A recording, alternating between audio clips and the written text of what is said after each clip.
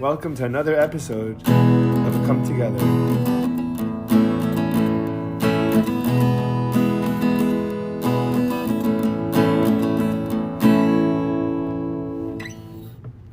We're live. Cheers. Hey, cheers. Dude, cheers, dude. No, This is, mosquitoes. It's the one problem with South Florida. there's nothing you can do about it, dude. No, You could spray, you could light one of those candles. People talk about the weather. Oh, it's like a boring topic, but it's crazy how It's everyone's lives in Florida. In Florida, it's the one thing that matters because it's brutal. Do you shoot that Lefroy shot? You like Not usually, but that's what I did. Okay. What, you want to do another one? No, I usually just drink Lefroy more slowly. You know, like Do you I put ice enjoy in it. Yeah, I do. Do you want to? No, see, that was me testing. You shouldn't put ice in it. Yes, you should. You're one of those that say you should have put ice in it. You know why you should have put ice in it? If you really want, you can put a drop of water to open up the taste, the flavor. Did you also do a whiskey tasting somewhere? Yeah. Where'd you do it? I think you guys, you grabbed a picture of it somehow. Kiwi found a picture of it. Of your whiskey tasting? On that tasting? chat somehow. No, I didn't see it. Where'd you do it? Dude, I went to there was a group of people doing it, so we did it at it was a store that I'd never been to. One of these like little stores, and someone started it and hosted it, and I was like, good. What are you looking for? I was gonna get ice, but I was gonna put ice in that. Well, that I don't. So the reason I like to put ice in it is because it is a shot glass there. It's too strong. No, but it's peaty and strong. So and a little bit of ice, like I know it dilutes the drink. That's what I would say. That's what I always say. It doesn't dilute it enough, and it's still very flavorful. What is it? 2 nights ago, I think, I don't know, maybe Monday night actually. I poured myself a glass of whiskey. Of course, I put like a piece of ice in it. And last night, I bet. And Me too, dude. Yeah. But yeah, like a little bit of ice. Although I'll take the ice out at a certain point. I won't let it sit in it. Oh, really? Yeah. If That's I have very particular, dude. Oh, because there's nothing worse. Because I get your point. You want it to be cold, and you want it to be like a little softer. But with Lefroy in particular, there's nothing worse. Dude, I was drinking Macallan. Oh yeah. No, but there's nothing worse than watered down. We took a break because you were telling me that you were worried you were on Epstein's list or something. Yeah, dude. Yeah, first of all, I am. You are. Second of all, does anyone know what's going on? Does anyone actually know what's going on? Dude, we started with the Epstein list. We got Obama, is going to fake get arrested. That was so funny. Did you see that the White House, an hour ago, posted that they're going to reveal that aliens exist? And, oh, I didn't see that. Yeah, dude. But they're going to say, because they're like, we're going to just say Obama. We're like, they're like, the DOJ's I don't know what's happening. A thing. Yeah, dude. They're going to arrest Obama. Yeah, they're going to get him. Yeah. They're not going to arrest Obama. Handcuff him, slam him down on what are they going to do? the cruiser. I'm pretty sure the White House knew aliens existed. No, 100%, right? 80 years ago. I know, but they're going to be releasing the evidence. It's so good now that they can't hide it anymore. You think that's true? Yeah, people are gonna. Well, Men in Black, that's the whole Men in Black thing. It's too hard to hide. It's sort of like no one could catch the killer 100 years ago, but now you catch him the next day. Yeah, that's true. Same type of thing. Yeah, dude. Do you think the mafia still exists? It doesn't. In what capacity though? What do you mean? You have they counted so much on everything pretty much being off the books. I know. And for their business model and for everything else. Okay, maybe they could do the cash advance shit, whatever. Yeah. Through a business. Yeah, but that's not as fun as when you go to it's so fun as beating someone in with a baseball bat. No, owning one of those shops and getting protection or whatever. Oh, and then you go into the diner. Yeah, it's not like that. No, you don't think so? I bet it is, dude. Do you see that? This guy's eating his lime, bro. You're supposed to be just like a little to get rid of the taste. No, it's a cocktail when you have añejo tequila. This guy's such an animal. He just swallows the whole thing. Yep. Love it. He's like a cow, dude. Chewing my cud. Oh, I said animal. It could have been anything. I know. I'm saying cow. I was thinking chewing cud. I was thinking kiwi. That made me think about it. I could have gone with tiger. What's happening, dude? What is happening? What do you? Nothing. Epstein. He's saying This guy's cooked. With Epstein, dude. What's going on? What's with the Jews on lists? Yeah. Whoa! Hey. Oh man, it's not gonna be funny in 10 years when you have another Holocaust, dude. Do you guys have a basement to hide in? I have a basement, by the way. I have a couple of buddies from Binghamton that I gotta try this beer. One second. This beer, by the way, Shane Gillis got everyone into Bud Light. Did he? Yeah, Pacey wants to get off the Holocaust conversation. No. I was honestly, I was just like taking this. There's something crazy about a beer that tastes this bad, It's not good. but No. so good because it's so No. patriotic. It's good when it's so cold, like ice cold. I know it's true. Ice If cold. it's anything other than ice cold, it's so bad. There's nothing worse than and that you see Shark Tank has spent the last 15 years. Everyone brings everyone's trying to find out how to keep Your beer cold. on the go. For sure. Yeah. It's the number one thing. And then there's just degrees of eco-friendliness after. Yeah. It's You know? like a side hustle is the Yeah, I'm gonna eco-friendly. get a Susie. It's like what? Dude, I know. I've gotten them. Yeah, but you don't use them ever, dude. Yes, he So always I do. I literally forgot to bring it today. It's an American. It's got an American flag on it. I believe you, dude, but Yeah. you forgot it because it's such a. It's annoying to remember. It's so What am I- far from yeah. your conscious mind at any Exactly. given state. to remember that. Yeah, exactly. They're never really that productive. All right, so I should make a koozie that crumples up into a ball, and you can put it in like a pouch. shove it up. Oh, It hangs on your keys, Okay, and then when you open the pouch, it pops out. pops out into a koozie.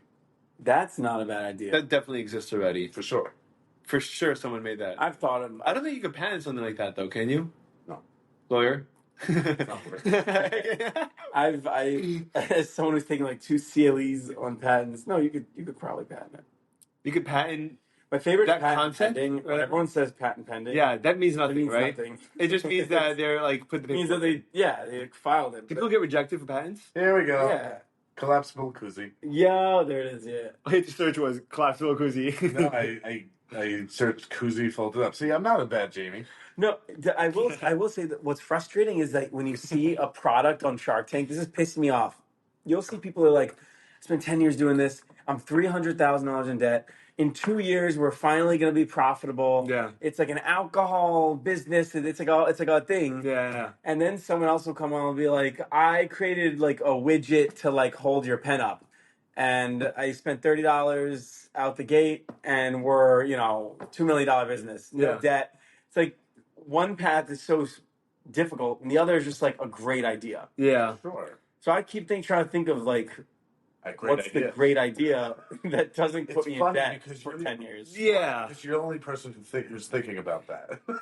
Exactly. You know what's interesting? Are there a lot of... I'm trying to think of how to make money. Like, what great idea can I make that I don't have to work for the rest of my life? Yeah, that upper middle class people will buy. Yeah, people with money. People with expendable... Yeah, exactly. Expendable? Yeah. Disposable.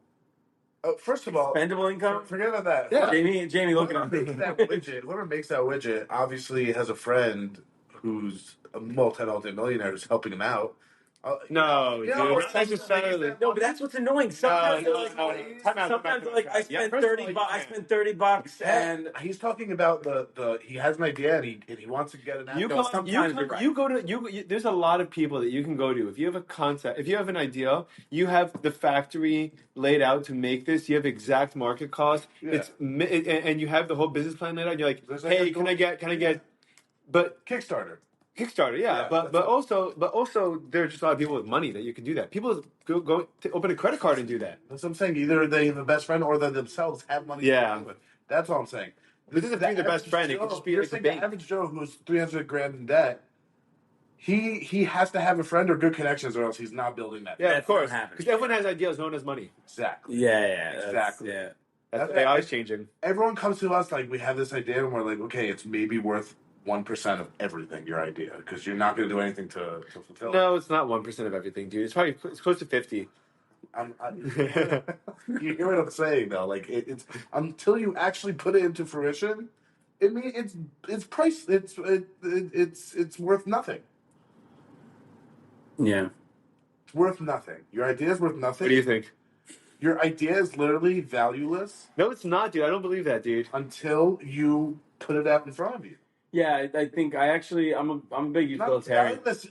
It's value because you're using knowledge and you're. I love learning. hobbies. I love hobbies. I have a ton of them, and I do appreciate them. I think most people could appreciate a hobby, but a lot of people, something just isn't worth anything until like it either makes money or it's like you have to validate.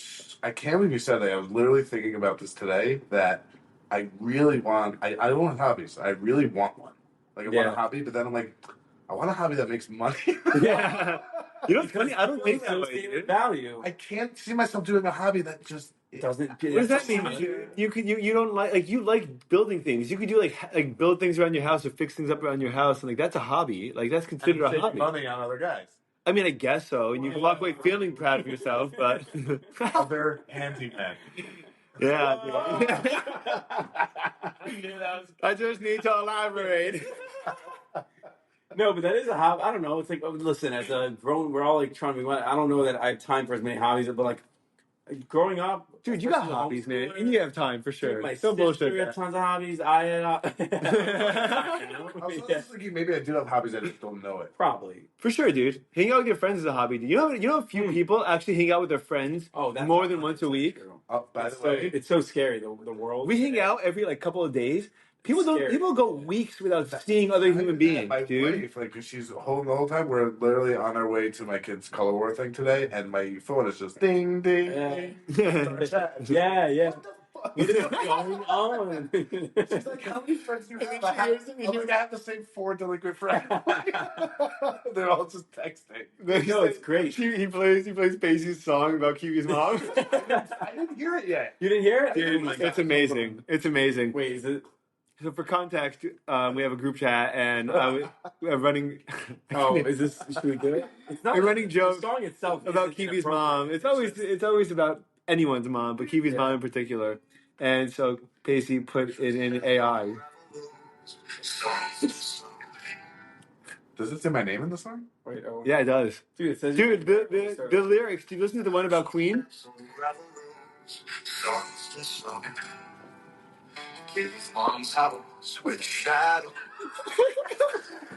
Listen. She says she's fine.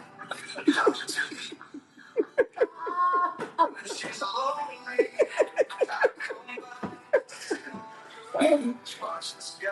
Dude, it sounds phenomenal. Oh, good. The lyrics are great, dude. I can't write like that. Oh my It's a god. bot lyric.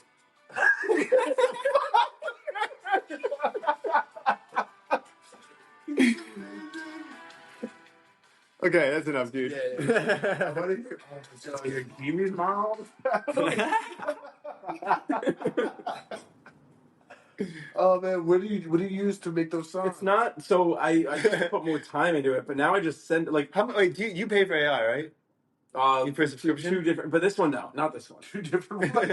No, dude, I know somebody do we spends. use? I know somebody One's spends like $2.99 a month, the other's $89.95. no. I know someone who does. He's up to like $250 without VO3, not VO3, which is like $500 a month for $250. He spends $250 a month for like different things because he's just trying What's he paying to like for? figure it out. What's he paying for?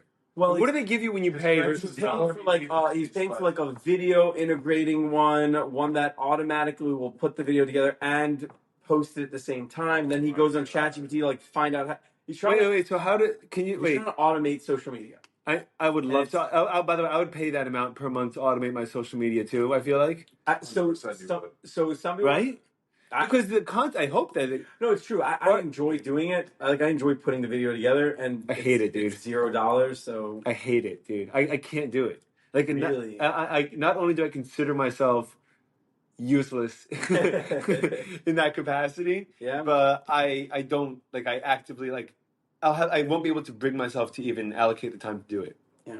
I mean, AI is definitely It's a form of creativity, by the way. It's such a form of creativity. It equalizes everything. Like opportunity index was always. By the way, it's a very conservative, very like fiscally amazing. Like Concept, yeah, like It's democratized information. Oh my gosh, it's insane. And then synthesize it and spits it out, and then now we all have synthesized information. Who's going to like do the next step, which is like put it all together. And obviously Jews have always been good at that. That's right. The Jews. It's the Jews. The Jews. You ever watch Always Sunny in Philadelphia? One of the earlier episodes was great. Of course. It was about like, because the landlord next door was Jewish, and they were like that Jewish guy. They're like, whoa. They're like so what can you can say the Jewish guy, but you can't say that Jew with like a hard J. No, you can't say a soft J is fine. You can't say you can say he's Jewish. You can't say he's the Jew. Yeah, and you could say you can't go like the Jew, but you can be like, the Jewish guy next door. Damn. Like, yeah, totally. I mean, the truth is, I don't give a shit about any of that stuff anyway. Yeah. I was at a brewery one time, and someone made a comment about, I forgot what it was. It's something to do with money and me being Jewish because I was wearing a kippah there. And I was like, good one. Then I was like, literally, I was like, yeah, nice. And then he was like, okay. And then he got up and left after a couple of minutes. And oh no. And then the bartender at the brewery was like, hey man, that's not cool, man. Oh, he was like, hey man, stop it. She said that to him. And she was like, hey man, that's not cool. And I was like, no, it's fine. That doesn't bother me. But I never heard anyone stand up to cool, a Jewish joke before, dude. I kind of feels dumb. I felt like I was an idiot. Yeah. No, I'm an idiot. Because I'm sure there's people that I feel good about that. Yeah. People would feel. I felt good that she wanted to defend me. What's your name? Hi, I'm Sarah Rubenstein. Oh no. Also. Also in America, I feel like because things are good in America, I don't think most people will feel much, at least in Florida. I don't know. You don't feel much anti-Semitism on the day to day. Dude, not even. It feels weird if someone stands up to you. In law school, one time, twice, two or three times, but two of them were just bad, really weird jokes. One person in the sauna was just making weird jokes, and she didn't get what she was doing In the sauna? Yeah, she was because it's a co-ed sauna at University of Miami, but she was just making a joke. And it was just a Holocaust joke that it was what it was. Yeah. But someone else. Wait, was it an oven joke because you guys were in the sauna? Yeah, it had to be.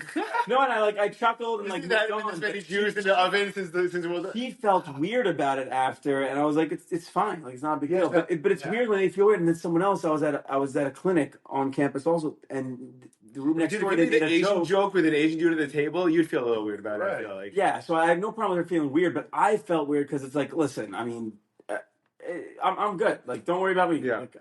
I'm good. I'm healthy. I feel good. I know that you don't mean any kind of. You don't hate Jews vitriolically. I was walking past the house on Harding on the way back from my meal last weekend. Saw a Nazi flag? No, I just hear these people from the porch. I overheard them. I didn't take it bad, but I overheard those are they're those people again with the skull caps. Whoa. Yeah. By the way, but those people have been. By the way, to be fair. Those people have been living in South Florida, in Hollywood, for 50 years. They bought their house for $12,000, and this is the first 5 years of their lives they've ever seen Jews. 100%. It's not necessarily anti-Semitic. No, not at all. No, 100%. Dude, remember the first time you saw an Amish person? No, I remember I was I was somewhere. I don't know, Niagara Falls, I think, and it was in the one. How'd they get there, dude? And I say out loud to my brother, I'm like, dude, look, there's Amish people here. How'd they get there? Jeez, they're here. I know, but they don't travel. They don't take cars. I thought about that. Rumspringa. No, so I looked it up. Rumspringa. They hate when people do that. Really? Because it's when that's you're off, right? They hate when people. But if you decide never to come back, you can never come back ever again. No, but you're shunned. But I'm saying they hate if you decide to come back, you're accepted. Jews aren't so different. That's true. No, it's very true. Yeah, reputation's tough to fix. Yeah. But there was a great interview where someone was like, "By the way, Rumspringa is not that. It's the way because I grew up the same thing. Rumspringa was you did? You're off. No, I I thought that's what it was. And now I watched an interview. It's when people say Hanukkah is about lights and peace and love and happiness, and you're like, bro, there's it's not just some token holiday. There's it's not our biggest holiday, but yeah. So they're Rumspringa is it's more. It's not just like some time off. It's like more. Oh, there's a purpose here. It's like a You're like, journey. "Oh, ChatGPT, Yeah, dude, let's go, man. That's what I got the do ChatGPT here for. By the way, if you ever, yeah. Orthodox Amish people think about Rome. You guys can keep going, by the way. Oh yeah. I mean, I'm enjoying listening to you talk to yourself. Mutter. As I tell you. What is it saying? Yeah, so traditional conservative Amish, I like like the Schwartz and Troopers, generally see Rumspringa not as a wild free for all, but as a time of decision making and accountability. Yeah, A totally. serious and spiritually significant period during which a young person chooses. Right. They want to commit to the Amish. All right, actually, By the way, I'm going to totally agree with you. That sounds like they're gonna go to the club. that means like going on a club and decide whether they want Yeah, to. but you're right about the sense that there's more intentionality behind it. Yeah, but Like imagine Go- if go to the Jews, club, imagine if growing up instead of your year in Israel, which is pretty much that, I guess, right? But imagine instead of your year in Israel, you had a year where like part of Judaism was like, yeah. you was can like do whatever just- you want. Yeah, just ditching. Technically, you could like. Get your fucking ringer off, you asshole. No Shabbos, no nothing. You mean? No, nothing, dude. Whatever you want for a year, then you decide. Like, is this the life you want to commit to, or is this? But life to Kiwi's point, I would also categorize that just as casually. Like I thought when I listened to that interview, I thought it was this. It sounds like that's about it. It's like yeah, but I think that if you imagine if you're teaching, imagine in a family structure, right? Imagine like you're a kid. Imagine you're the second or third in your family, or you're the oldest, right? You're the firstborn, and like you're growing up a certain way your entire life, and like. And then you turn 17 and you can like live by your like, and then you're like you got a year where like you could do whatever you want and like you know that your siblings are looking up at you and like watching like curious like what are you gonna do when like, you're going out into the world when you have it? dude imagine like just stupid kosher things right like imagine for a year you didn't have to keep kosher right you go to and it was a part of your religion. And then your siblings are exactly. Your siblings are like, what was it like? Is it worth it? Should I, like, is it cool? What should I do? Should I do that or that? That's really like it's got to be a bigger part of the culture than just was that your leg, dude? Yeah, it was my fucking hey. But I would. Could you look up what do the Amish say about leg rubbing? You look up the percentage of people who stay away versus what? What percentage of Rumspringas? So we're still in the last.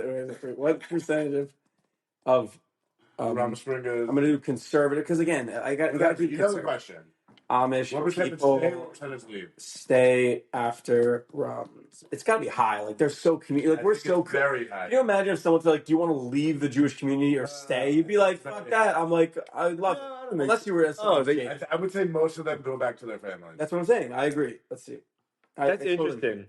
Yeah, vast majority, 85 to 95%. That's 100%. Yeah, dude, it makes sense. By the way, in that context of the way you just put it, it makes sense, dude. Because you're growing up a certain way. 100%. If you just presented it like, "Oh, you're 17, you can do whatever you want," I guess to what ChatGPT says is, I guess besides like strong family and community ties, which is like a voluntary thing, they're saying there's also like negative incentives you don't want to run into, like limited, clear consequences, losing daily contact with family and friends, your meaning and structure system just collapses. Like, I guess it is a little makes it hard to get a shit update. It makes it hard to get a shit update. You'd be like, so would you? Shit update is but set updating. I'm curious what the liberal Amish people. What is a liberal Amish philosophy? So they're like they're called Beachy Amish. No way, yeah, Beachy Amish, dude. That's crazy. They're exactly like Jews. It's exactly the same thing. They have their own language, and then like you'll have like older Amish is in between Schwartz and Trooper and Beachy, and the Schwartz and Trooper is like Schwartz and Trooper's like all the way. Okay, gotcha. They're hardcore. Where did Amish start? Wasn't it Joseph Smith in like the 1700s? It started in the 1700s. Yeah, well, that's when there was like this technology's chill. Let's stay here. This is great. We hit the beat. Can't imagine it better than this. Meanwhile, we're making AI songs about Kiwi's mom, dude. We're sitting here like. how it went down. Yeah, yeah, but no, but the old order, they're like the old order's like our wheels don't have rubber on them; they're just metal. Wow. Like the windows are like a cloth instead of like. The question is why they choose in that particular case is why do they choose to live in like Pennsylvania and Ohio instead of like I don't know, New Florida. York. Yeah, but Jews go use electricity one day a week, Oh, I think not they're 7. farmland. There are a lot of. No, Jews are in New York because of Ellis Island. Well, that's what I mean. I'm saying why are predominantly Asian Americans on the West Coast? Because they flew over to that. And so the Amish are predominantly in Ohio and Pennsylvania because of I guess farmland. I don't know. Well, I don't have all the answers. I don't know. Yeah, ChatGPT had it all. I thought, dude. Yeah. Dude, it's so funny because Liberal Amish, it's different. It's 60 to 80% of youth will stay, so it's a little lower. Anyway, whatever. 60 to 80. Wait, but what would be the difference between someone that's liberal Amish as opposed to not? No, what's the difference between I know, but like let's say if you're Orthodox, you're probably not driving on Shabbos, right? Yeah. Certainly not driving on Shabbos. And does that mean like if you're liberal Amish, like you're driving a car, but you're still going to Yeah, I think some of them are really like, dude, it's so funny. You'll have, the Sarasota, Florida. I've been going there, on vacation my entire upbringing. Yeah, dude, you never went to Corporate Ladder before. I never went to the Amish community there. Oh, or Corporate Ladder. It's brewery. brewery. It's an Amish community in Sarasota? Yeah. Cool. That makes sense. It's very similar to like Miami Jews. It's like if you're in the Sarasota Amish community, I don't want to overgeneralize if this thing blows up, obviously. I'm going to get a bunch of hate mail. Amish people.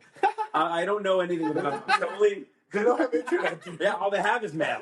All they get when I say That's good look at Harry Potter. Get the letters in from the chimney. With a dove. Yeah, no, I watched like one documentary. Oh my god! What did you watch, dude? The Sarasota shit. What about the secret? What about the HBO show about the Mormons? I With didn't that watch guy it. that has like the 8 wives, and they all live in different houses, and it's about the drama behind them. Good idea, dude. Geez. Yeah, let's do it. But wait, the last thing is because I thought it was so funny. You know how like Amish can't use scooters? They can't use like motorized stuff on Shabbos, right? Like they don't use. Wait, is a scooter considered motorized? Yeah. So yeah, you can't. Yeah, you could or cannot. You can't. You can't use electricity. A scooter is not necessarily electric. Like a moped. A moped, like for someone who's handicapped. A Vespa. Like an older guy. Then you can't get to shul, So So in Sarasota, you're not in Pennsylvania, whatever. They're in Florida, dude. Yeah, in Florida. Like how like Jews use scooters down here, but if you go to New York, like you'll never see a scooter. So it's the same type of thing. Yeah, it's like whatever. Wow, that's interesting, dude. It's not sunny and culturally. By the way, that makes me even less confident in religion. To hear that, like everyone just adjusts to their human. That's it. No, I just think. I think humans have a certain way. They move somewhere. I see it different. And they change. No, but I see it different. I see that a lot of. He wants that shot. I was like, oh god. Yeah. He was trying to do that. I was trying to make that.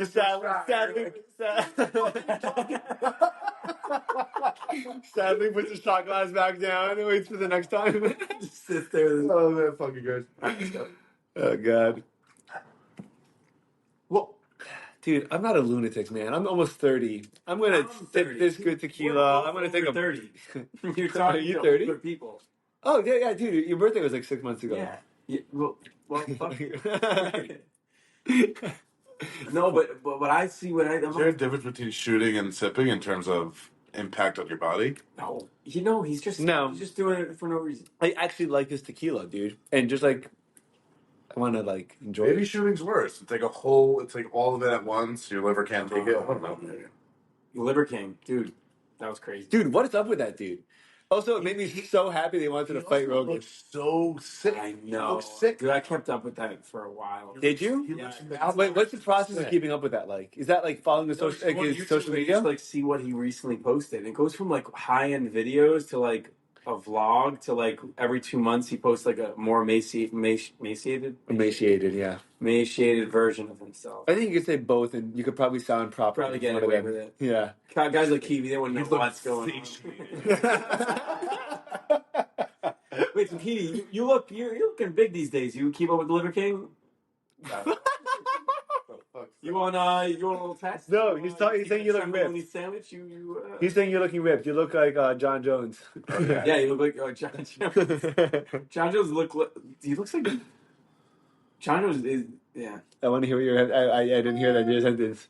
I don't know. Okay, yeah, you guys talk. You think he's gonna fight on the White House? No. Oh, God, Who's fighting at the White House, dude? Kiwi. Tom Aspinall. Tom? No, he's not. Dude, you need Americans. And then you're like shutting You need Americans. You need Americans. Who are American fighters? Like Michael Chandler? Fucking sucks. No, he hates Trump. Chandler? Who's the guy that's a Nazi? Oh, Bryce Mitchell, dude. Mitchell. That guy's a nut job, dude. That guy's wild. Do you hear today there was a reporter asked him a question with an accent and he thought they were speaking Arabic, so he responded in Arabic. And they were like, what? It's gonna be Sugar Sean. He'll be there. Sugar Sean, dude, it's so fun. By the way, by then he'll be on a three-fight losing streak. Roundtree. Oh, I'd love Roundtree, dude. He's fighting Yuri next. Holland. I would love to. Kevin Holland. Roundtree. Sean. Isn't Roundtree fighting in Michael October? Chandler. Then you got Oh, you're putting together a roster. I'm putting together a roster. We need American fighters. That's why you need American fighters. Who's the American middleweight? All the great middleweights are from other countries. Makachev. He's American. No. That kid's like the opposite. Dude, grew up in Uzbekistan. Did you watch Homeland? Not Uzbekistan. You ever watch Homeland? Of course. Dude, it's fucking what's happening in the world right now, dude. Good. 100%. Dude, Israel. They were talking about Israel borrowing. When it came out, that's what was happening in the world. Israel's borrowing bunker buster bombs from America to bomb Iran. Yeah. And America's like, why should we give this to you? I remember that, dude. I was like, what am I watching? This show's out of control, dude. Saul's my favorite. What? I love Saul. You know, you told me. Yeah. I think we're cooking. I think we're good. Yeah, think we're cruising. We think we hit the zone. Yeah. Finally, there's always a warm up phase for the podcast. There's always a warm up. They got to ease things. They got to shrug your shoulders. Yeah, dude. I've done a couple of podcasts with like. You've done a ton of podcasts by now. But yeah, it's sick couple. I've done a couple in particular where I'm sitting with someone and they haven't done a podcast before, and the conversation's been so much fun that like they'll forget that we're recording a podcast. Max Holloway. He's American. Max Holloway. Oh shit! He's definitely gonna fight in the White House lawn, dude. Dude, he's got to fight Taporia again on the White House lawn. That would be it. Dude, he's gonna fight Taporia. They're both gonna have another 10 pounds on them because they both fought featherweight. Gaethje, he's an American. Justin Gaethje. Dude, we got a lot. Okay, so here's what's happening next. Apparently, right? Ronda Rousey. Oh shit! Is she retired? She was an Entourage, dude. Didn't she go to WWE? She's like 40. Yeah, she's been fighting. I mean, she was fighting in 2006 when the Entourage movie came out. What happened? Her ground game was bad, right? One person beat her. By the way, it's her and Chuck Liddell were like the faces of UFC. She was, Chuck Liddell and Coke at the UFC. That was the funniest video ever. You see that? You sent me that before. Chuck Liddell took too much Coke. Took too much. Yeah. Oh, so did Neil Young in the Last Waltz. In the video, there's so Scorsese directed a concert video. There's a band called The Band. Okay. They're That's confusing, by the way. Yeah, well, I feel like you have to be a big band, otherwise you can't have like a. They were Bob Dylan's band. Look at Chuck Liddell. Whoa.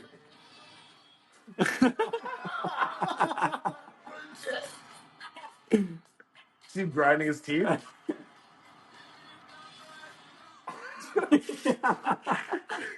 Dude, that's he's crazy. Just like he's tweaking, yeah. Dude, when you take too much, you lose control of yourself. Is that so? Terrible. It's never. Did you ever You posted a great about video. Hunter? Because honestly, he's a good-looking dude. You?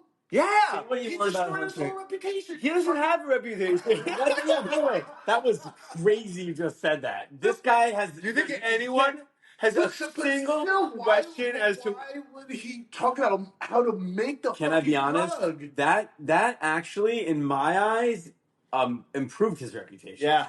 Hell yeah. Hell yeah. How? Because now it makes him America. badass. No, And because some people will be like, you know what? He's not such No, a because bad he's guy. like a real person in front of me, like talking about the like negatives of all this drug, instead of just like someone that everyone's like, dude, this guy's naked, like. Also, no one goes throws get, out like, the a expert bathroom. argument with him. Yeah, yeah, you can't say. Are you a pharmacologist? No one's asking you that. I spent 30 years in a bathroom. Cocaine is healthier than alcohol, which I don't know. Maybe that's. By the way, dude, that is something that someone on crack says. For sure. You know what, man? Not even thinking that's alcohol, man. Dude, huffing glue is way safer than alcohol. No, I think, yeah, he said it. I think he said it was. Did he? Yeah, that guy's he is crazy. It's just like, Dude, he's the president of the United States' son. by the way, he sounds just like Joe. His mannerisms and the way he talks. Yeah, is dude. Scary. I feel bad for Joe, man. And you know those are That all, guy. Dude, what do you? You know those are all By the fake way, teeth. Whoa. Hunter's teeth, they're all fake. yeah, crack makes you lose your teeth, Crack. dude. He I lost was saying it. You were saying you look. Is your phone on now too, dude? What? I shut off my thing. Is your ringer on? Oh, it's buzzing. It buzzes. No, Buzz? it doesn't. It didn't ring. Is my computer? No, it's It doesn't ring. It just vibrates. Did my computer ring? I'm sorry, dude. I apologize in case I. It's absolutely no one. So, dude, can I ask you about your social media presence as a lawyer? Your lawyer media presence? Well, yeah, I mean, you could. Yeah, it's. I love it, dude. I think it's great. I think you make great content. It's fun to do. I know, but do you think that you're going? Do you have an idea to actually build up a brand name as a lawyer / entertainer? Like, not entertainer, influencer. Entertainer. I said because they're videos. I just listen. I enjoy legal stuff. I enjoy. Yeah, the stories you post are awesome. No, it's like definitely a hobby, and then it has the net benefit of just kind of being Just a good quality videos too.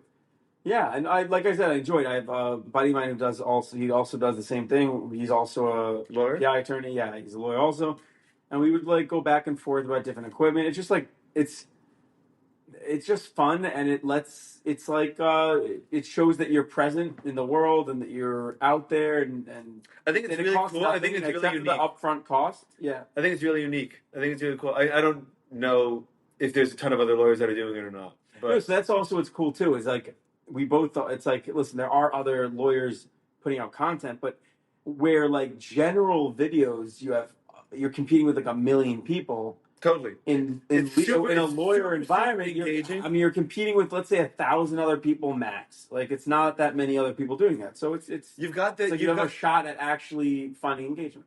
yeah, but you had what I think stands out to me is that I've seen a lot of cheesy. I've seen a lot of people try to do that in a really cheesy way, Yeah, and yours comes off as engaging thank and you. funny as opposed to like the cheesy guy that's a little too old to. And that's not saying that's you that's too old to be making it because the videos are good. But like I've seen people try to make videos like with medical equipment in my industry, trying to like develop that kind of same vibe. But I will, And it looks terrible. It so does bad. Some of it does look bad. I will say even that, at least you're like, because like the most important thing is telling people I enjoy the art form, but if your objective is just to get content out so people know, Yeah, that you this exist, guy you're a is lawyer. a doctor and this guy is ENT, then people know. But to your point, I definitely didn't want to be that guy. I think and I also think that people would. Do you think? I think that people I feel would be hesitant to post those videos because it doesn't seem professional enough at its face. But I think that we live in a world now that's a lot less professional than it's ever been. I think that the people that are spending money now and the people that are, like the world that we grew up in is not a world of suits and formality and formal handshake. You dab someone up when you see them. You don't give them a crisp handshake like, "Hey, good, sir, it's good to see you." What world do you wish you lived in between? It's really A interesting. more formal environment with more social rules, or one that's a little more informal? I'm gonna say the latter. If there's space for the former to exist in it too. So I would like to live in like a free world where people like go to the movies in the pajamas, right? Like, I think it's there's structure. But like, if you also like, I think there could be. I think it'd be cool if there are movie theaters where like, if you went to them, it was known to be like a nicer event, and you dress up for it. Yeah, that's not all bets are on. Exactly right. So it's not like you have to do one or the other, and that there's different places. Yeah, and you seem. I always peg you. You always seem like a very, I guess, cosmopolitan or individual, like a person that. I actually like to appreciates unique and different things. Totally. But I feel I really believe. What? Kiwi just finished jerking off in the corner. He's back. He's done, dude. How's it going? Talking to a guy. What do you say? What? It's just other shit. I've whatever. It's such a long story. You want to hear it? I'm good. Sure, let's do it, bro. It's so. Just know that, dude. I'm saying, just telling you whatever story you know. Just remember, there's like 10 million people that are gonna hear it. I make organizers for drawers, and guy said I need one because my drawers. So you're gonna hook them up? I have about 50 organizers that I can't sell in the back of my truck right now. So you're gonna go premium? And I told them I'll bring them over and you can measure and see which one fits, but I'm not custom making one for you. You just see if one of these fits in your drawer. It probably will. But the rest, I told them I want to sell to a caterer for like charcuterie boards or something like that. That's it. That's the story? Well, what was funny? You like laughed. Like that just sounds like your friend wanted something and you happen to be in that industry, so you give him a free one. That's kind of nice, dude. Would you give me a free representation? I mean, it depends what. If you're on Epstein's list, I don't know. Listen, if you want to measure your drawer before I get rid of them? What? If you want to measure your drawer, if Debbie wants. Oh, dude, that's a great idea. That's not a bad idea. Do you want to measure? Debbie bought organizers, but Deborah? Why'd she buy organizers? She bought because we didn't know that. For the drawer? Yeah. Made out of what? Made out of plastic. It's just like you can extend it. Oh, you got the extender, the Mickey Mouse shit. Like whoa! We custom. Whoa! You make like nice. Like no, it fits your drawer exactly. You know what I realized? Kiwi's a Tyre's character. But in real life, dude, He's a Tyre's character. No, I believe you. If you were to say, no, I'm not. You are. You know what's really interesting? Can you imagine? Yeah, go. Sorry. I got. Dude, I think it's really interesting that regular people content is coming back. That like for probably 20 years, everything was like this one spy that like saved the world. Now like you see Netflix putting out like crime series based on like Yellowstone. No, but I'm not like Yellowstone. I'm talking about like nature shows, true crime. You know what captures my porn. You know what really? But I think that it. I know what you mean, dude. I think a lot of the content. Did you watch David Attenborough? I love David Attenborough. I can't believe what he did, dude. He's like 100. Dude, he's 100. About 2-3 years ago. Who was he again? David Attenborough. He's the voiceover for every nature documentary. You know, Obama did one of those. Obama? Yeah, dude. He did a voiceover for nature documentary. Whoa. Can you imagine what it's going to be like when he gets arrested? They're just taking off of Netflix. The bird went to his nest and feed the baby. Well, that is. Yeah, dude, you know what's crazy? I had no idea. I didn't know anything about him while he was president. Obama? I didn't know anything about what was going on in the world, dude. I was so sheltered. Yeah. I was so sheltered. What do you mean? I didn't know. All I hear was my dad on the phone with his friends. I'm gonna throw up. I'm nauseous. And I'm like, why, Daddy? Why? You're like, Kiwi, shut up. You were like, my parents were like, we're moving to Israel, dude. Kiwi, shut up. You were like 37 when he was. By the way, I was doing the math in my head. I'm like, dude, you were definitely like 2008. I was 17. Yeah, you're in in college. Israel. Yeah. Okay. You're in Israel then. Yeah, dude. I was young enough the first time. I remember My parents said they were moving to all Israel. night waiting to see who Really? won. He was winning I against couldn't McCain, right? Dude, I couldn't even vote. The one I stayed up for was Trump, Hillary. McCain. Everyone stayed up for Trump. Hillary. Trump, Hillary, Dude, I was in college, dude. I got blackout drunk with my friends. Yeah. We made a drinking game out of the election where like we had both Fox and CNN up on the same two different screens. Every time Hillary grabbed her crotch, you take a shot. Yeah, Donald. Yeah. Can you post this? I hope so. This got a little too comfortable. Yeah, I know. It's good. We're in the zone. Dude. Telling me Hillary Dude, 2025, man. Woke's over. Yeah, That's it. Dude, Hillary's all about the strap on. Dude. I can't comment. I'm gonna get fired. I'm gonna get fired from Taurus Climb, dude. I gotta stop there, but Hillary, by the Do way, you think people in Torres Climb listen to your podcast? I know that some of my students listen to it. All right, so just edit that out. no, you can't edit it. Dude, I don't edit, man. No, you gotta keep because then it's the authenticity. No, dude. We're 42 minutes in. If the odds are so big, Dude, if someone's that committed, Well, in that case, yeah. It goes on a Nazi racist tirade. Dude, with that expletive waiting. Oh my god, Dude, yeah, go. My brother-in-law was saying how. Did you guys do this last shot? Not yet. Me and my brother were talking about Kiwi did it. how in New York. How in New York. My brother, we were talking about how in New York everything starts at 5 a.m. So like by 9 a.m. like everyone's having lunch. Or, Yeah. You know, like that's how it is. What? That always happens in the West Coast, by the way. Whatever. No, in New York, like the hustle. Like that's. I know, but in the West Coast, they're all starting East Coast time a lot of times. Oh, whatever. All I know is like. Dude, do you think the West Coast is they're not better than us? Dude, They're so much better than us, dude. Their weather. Wait, hang on. So he's like everyone's like everyone's hustling, you know, like getting there before like the day ends, so like 9 o'clock lunch. And then I just said it. I was like, dude, people won't crash a plane into a building before 9 a.m. You said that, dude?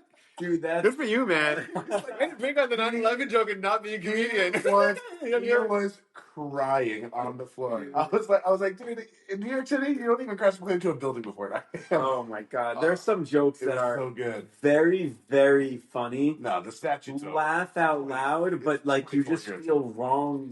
Yeah, you know what it is, by the way? I'll tell you what it is. It's the structure that's also funny about it. There's a Sam Morrell said it so well. He was like, this joke is gonna lose you guys, but structurally it's solid. And he put that so well because he was like, listen, the content's gonna make you go, but the build-up and the way that I phrased it and the terminology and the execution is going to be flawless. Have you all heard? Because Joe Rogan gets a lot of heat because his last. I loved his last special. So it happened to me. I understand. I didn't love it. I thought it was very good. I thought it wasn't up to par, but and the early stuff was also bad. But Rocky Mountain High album, up to his most recent, was so funny, dude. And do you remember Vegan Cats? He has a whole bit about vegan cats. His Harvey Weinstein bit was so funny. A female Harvey Weinstein was hysterical too. And then you went to the show right before he got COVID. He did a live show in Miami. You were there. I didn't go. Are you sure? I'm positive I did not go. Oh, someone else. I know. I was. Oh shit! Someone else went. Someone else to hang out with. Joke. He had such a good joke, man. So I saw a video of Seinfeld how to tell a joke. And it's just Tom Segura. So Seinfeld had a 2-night thing one time. And the first night he said, "You know why everyone says, wait, I have a phone call to take this." He's like, you're not really that busy. You know why you're not busy? Because they're calling you. Right? No one left because it was an attack on them, like because they're calling you. Yeah. The second night he did the same joke, but he's like, you know why they're not busy? Because those people aren't important. Like you don't need to deal with those people. You have better stuff to do. That's so good. Everyone cracked up because then the joke is on. Then the joke is on. Who by the way, that's why. By the way, that's why the structure. Yeah. So that's how he went about it. He did that at a young age, and that's how he just changed his whole philosophy. I bet that's also why you. That's also why you when you deal with hecklers, like you zone in on them and not the audience. Like, you don't make a joke at the audience's expense. You make the joke at a particular person's experience that everyone else can get behind. A ton of hecklers. It's free material. Yeah, dude. You just go on off of them for 20 minutes. Yeah, especially now because I think among comedians the cringe thing is to like do too much crowd work because crowd work, according to them, is so easy. They say it's cheap. It's like cheap shots. So it's like then you go viral. Yeah. And you're like, You know, they're I like, don't like this. I don't like too much storytelling. There's so much personal storytelling. Oh, really? I do like that. I mean, it's the art of stand-up I now. love storytelling, just not the whole fucking set. Like, Well- I want some observation. Like, Oh, oh, so never what mind, you one want time to I was do- here. So Andrew Schultz, his exactly. No, So- his life thing was His all life one was long that story. one different. long That's story. different. That's not multiple stories. That's a whole set on that one story, basically, and that was gold. No, but I know what you're talking That was about. one of the best stand-up For sure. performances. I think you're talking about when there are people who do. Kreischer.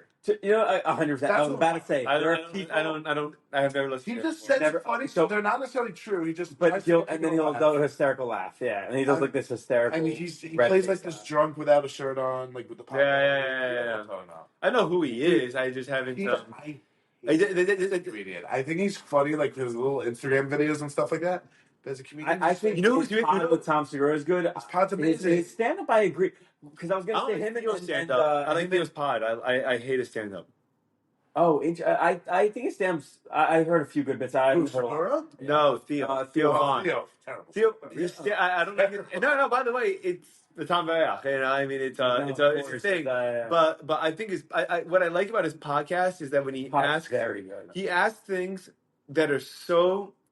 You know what people say, for example, about a genius is, and I'm not calling him a genius, but what people say about a genius I'm just saying is that they can explain it to you. They can explain it to you. You know someone's a genius when they can explain a difficult concept to you as if it's really simple. Yeah. Right. He's good at getting really smart people to explain things in a really simple way. Because he's that's right, and not because he's a genius. He's a No offense, dude. Right. You know, but nothing but love. But like, he's not Eric Weinstein. Eric Weinstein, when he tells a story, dude, I love that dude. When he gives you an example, he could give you 10 different examples that emphasize that exact point in 10 different topics: movies, music, television, pop culture, history, all of them say the exact same point, which is the exact point he's trying to explain to you right now. And I'm like, podcast I ever listened to was him debating Terrence Howard on Rogan. dude, amazing. It was the greatest podcast. I didn't listen. I heard clips. It was just so nice to hear some. He's such a good So debater, but he's respectful. so nice. So For someone who's so Terrence yeah. Howard So did smart, not too. say any, like, Yeah, because he's trying to defend that 1 + 1 = 3, and Yeah. Eric Weinstein's like, You're crazy. No, but he also told him to his face, "You're looking for attention. It's wrong what you're doing." Yeah. No, that's not what he didn't say. I know, but he didn't say it like that. The reason why he didn't say He wasn't just. but attacked him a little bit because he's like, you're wasting people's time. But your point is that he had a really good way of phrasing it so that Terrence Howard could hear it. For sure. If he told Terrence Howard, "You don't know what you're talking about," he wouldn't hear that. For sure. What he says is, "You're really smart. You know how to put things together in a unique way. Yeah, you should Here's have- where you get lost." Right. And so what he's doing is he's setting him up to be willing to hear the criticism. Further, Eric is So smart. Eric's rephrasing what Terrence Howard is saying, even though he knows it's bullshit. He's He's showing him he understands what he's saying. He understands what he's saying. Yeah, also. yeah, And dude. It's so good. Dude, it's so He's great. So good. Yeah, I love Eric Weinstein. I think in a world of I think in a world of like everyone's trying to play. I think Everyone plays a dunking game. Not a dunk. everyone. Ben Shapiro came onto the scene, and I think it started with him, but like this confident, very informative, clearly very knowledgeable person who I like can't stand him, by the way. I hate to say it. no, but Ben Shapiro. you can't Drives me nuts.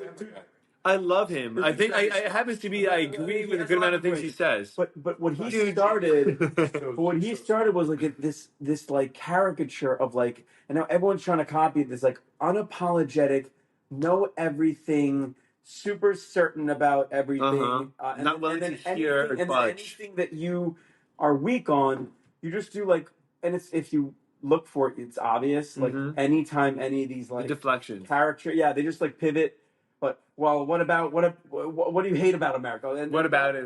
yeah, they'll just like America is the greatest country, or they'll be weak about something and then just pivot to a similar but topic they're very strong on, so they can say the one philosopher they read on that topic. Do you know Sinclair said? Yeah. And so listen, it's just like It's a way, by the way, because debating is a skill. Yeah, It's a skill. yeah, It's a skill. It's a skill set, and this guy's done it 10,000 times. Yeah.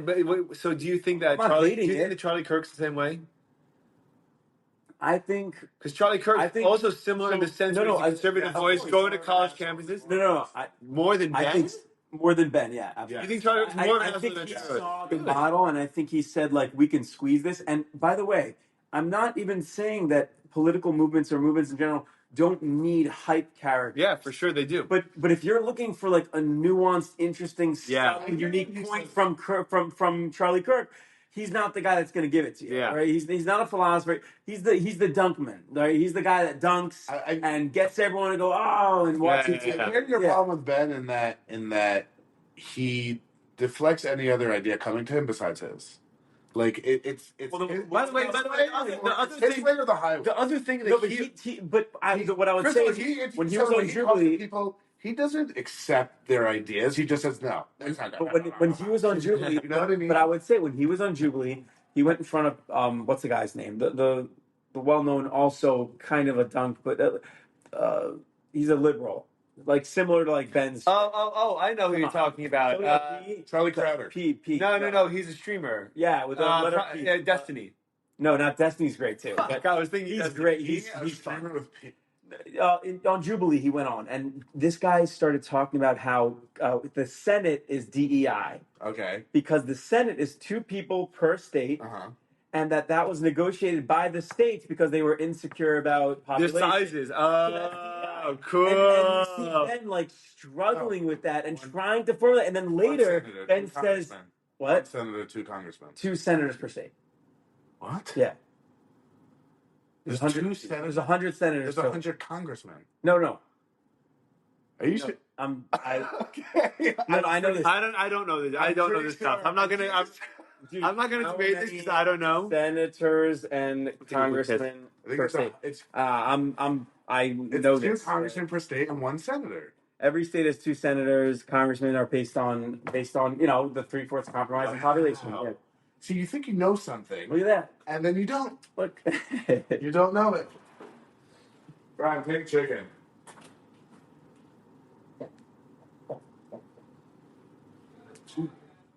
But wait. So What?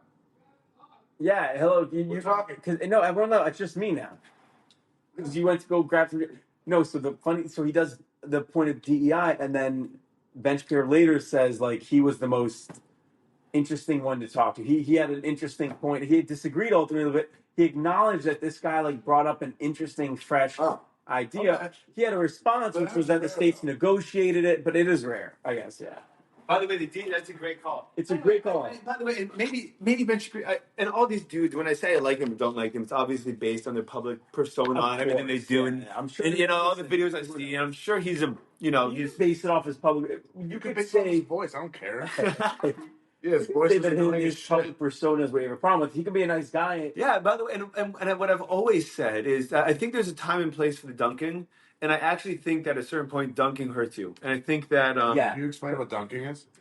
When you like when you say like America's the greatest country in the world, then you ask like a teenager to like respond to that, and then you always not have even a that. pivot ready, and you always have something. or let's say Gaslighting? no, it's not. No, It's you're not that. It's You like just set it up so that you can like you make a bring it statement. to- Someone tries to argue with you, and then you dunk on them, and then You're you setting them up. Yeah. You just set it up because you know all this. Charlie Kirk does that. Yeah, Yeah. well, and Ben Shapiro started by doing that, where you Yeah. say that, Yeah. and he'd be like, "So what's your problem?" And then they'd be like, "My problem is that women do blah blah blah blah," and he's like, "Yeah, well, do you ever think about it?" You know when they're dunking? When they respond way too quickly to the. Yeah, that's right. They got The words aren't even out of their mouths, and they're like pouncing. 100%. And he's so right. Like the second they finish, like, yeah, blah, blah, blah, and they just. That's whoa. like when you're negotiating with someone. That's like when you're negotiating with someone, and you're like 200. Like okay. Like whenever the other guy's responding way too quick, you're like, 100%. But that makes you not want. But that makes you not want to deal with that person. And I actually think that's a big problem. I also think, by the way, It's not and ever- also he's kind of. Sorry to call him out like this. flip flop. So I don't think he's That's right.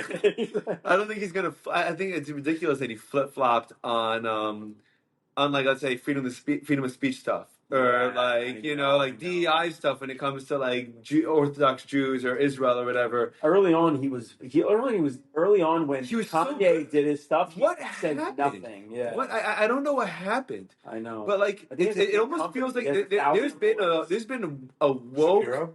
He has like 400 employees. Yeah, he's like running like probably what's $1 billion company. Journalists work for him all over. I think he had to sell some of his opinions, right? You have to a certain degree, you have to sell out to be that big. You can't stick on everything. That's why I never want to freaking do any of that shit, dude. Yeah, it's tough, man. That's got it's not, but it's also not worth it. Like, what's it worth? What's the point? He says he gets to keep 60% of his opinions. I know, but now but now everyone's laughing at him. True. Yeah, because you got stuck in that devil's deal that you made to sell out and have one opinion for everything. Yeah. And that's a problem. He can't change now. It's too much on the line. Yeah. I think there's been a woke. Destiny is probably a great example on the left of someone who will literally just say whatever he thinks he does not. He recently, he's crashed out. He's lost his mind. What happened to him? He crashed out hard. He just started hating on conservative. He's a liberal who does like. He's very into like logic and making an actual. He wants to formulate a good argument. He's probably not even that liberal. He's probably he's probably an independent that just likes to say he's liberal because it's cool to say he's liberal. But he's a great example of that because his audience will always stay relatively small. Every time he has an opportunity to be bigger, he just like is so. I guess that he wants to keep his opinion so badly. He wants to say. I know, but by the way, the difference is that. If he's good quality his own opinions, he's a Tim Dillon or a Joe Rogan. Sure. If he's a moron that's literally crashing out, then he's devastating and he falls apart and no one knows what happens to him.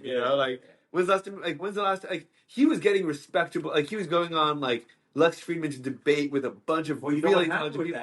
I listened to Lex Friedman out. He went online and he said, "Shame on you, Lex. You piece of shit!" Like for the most part. No way. What did he say? Great relationship with Lex Friedman. Did multiple things. By the way, I love Lex. Amazing content with Lex Friedman. He's actually growing. He's actually growing. And then he goes ahead and Lex, I think, does like one interview with one of these conservatives and like I guess doesn't hit hard enough on like against the conservative points. And Destiny like publicly says about Lex like you sell out, you piece of shit, you like.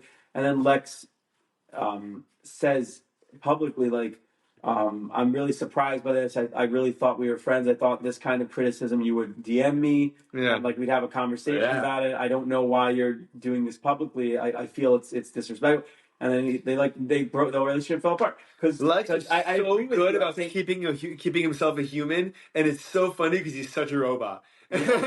he's robotic about keeping himself human. It's crazy. But I agree with you. Like Destiny, it seems every time the guy like finds a foothold, he just wants to be cringe.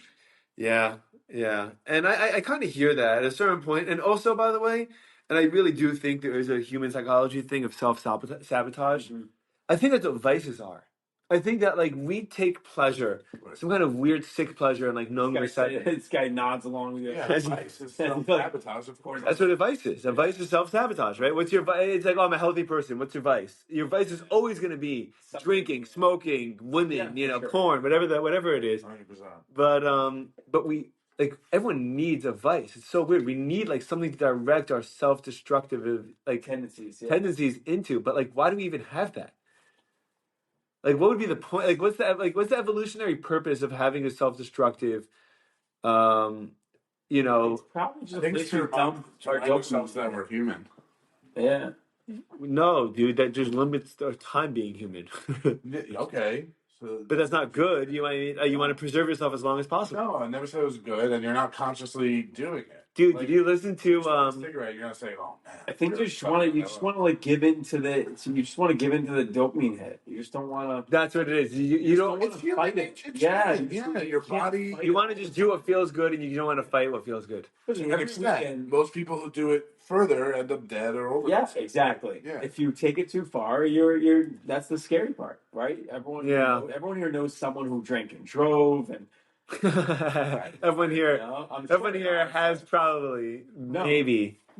No, I have a lot of friends. I can't. I've always been very careful, but I know people who I know. I can't say. I know people who have a lot to lose, who will very publicly just get behind the wheel of a car, and it's been a problem for them. Yeah, but you know what? They don't look at it like that. No, Definitely not in the moment. But also, I don't think like No, there's certain people. There's certain the people. 20th, 30th time they've done it. You know what's sad, dude? There Most was CUI. Most people who do it, it's like the 200th time. I've been thinking about this for a while. I I was hanging out with someone. I went to an open mic like 6 months ago, right? And I was hanging out, and I brought a J with me, and after I can't smoke before I play. I get too self-conscious. But after I play, I go outside and I take a couple of puffs to hang out, and go back inside to hang out and see who else is playing. Excuse me. And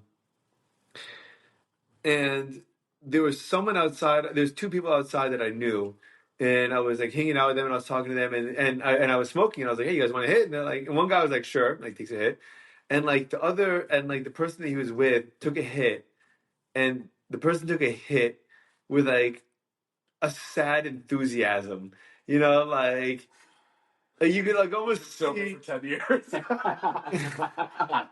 whatever it is, like almost like a sense of like guilt, but like I gotta have it, like and we've definitely had that feeling with like a beer or like a drink where like you didn't want that drink, but like everyone else is having a drink, or like whatever it is, like you have like a sad enthusiasm for your vice where like it's not good for you, you don't want it, you just go ahead and you just like push it. Crazy, it's wild. And like I thought to myself like that's so sad, and then I've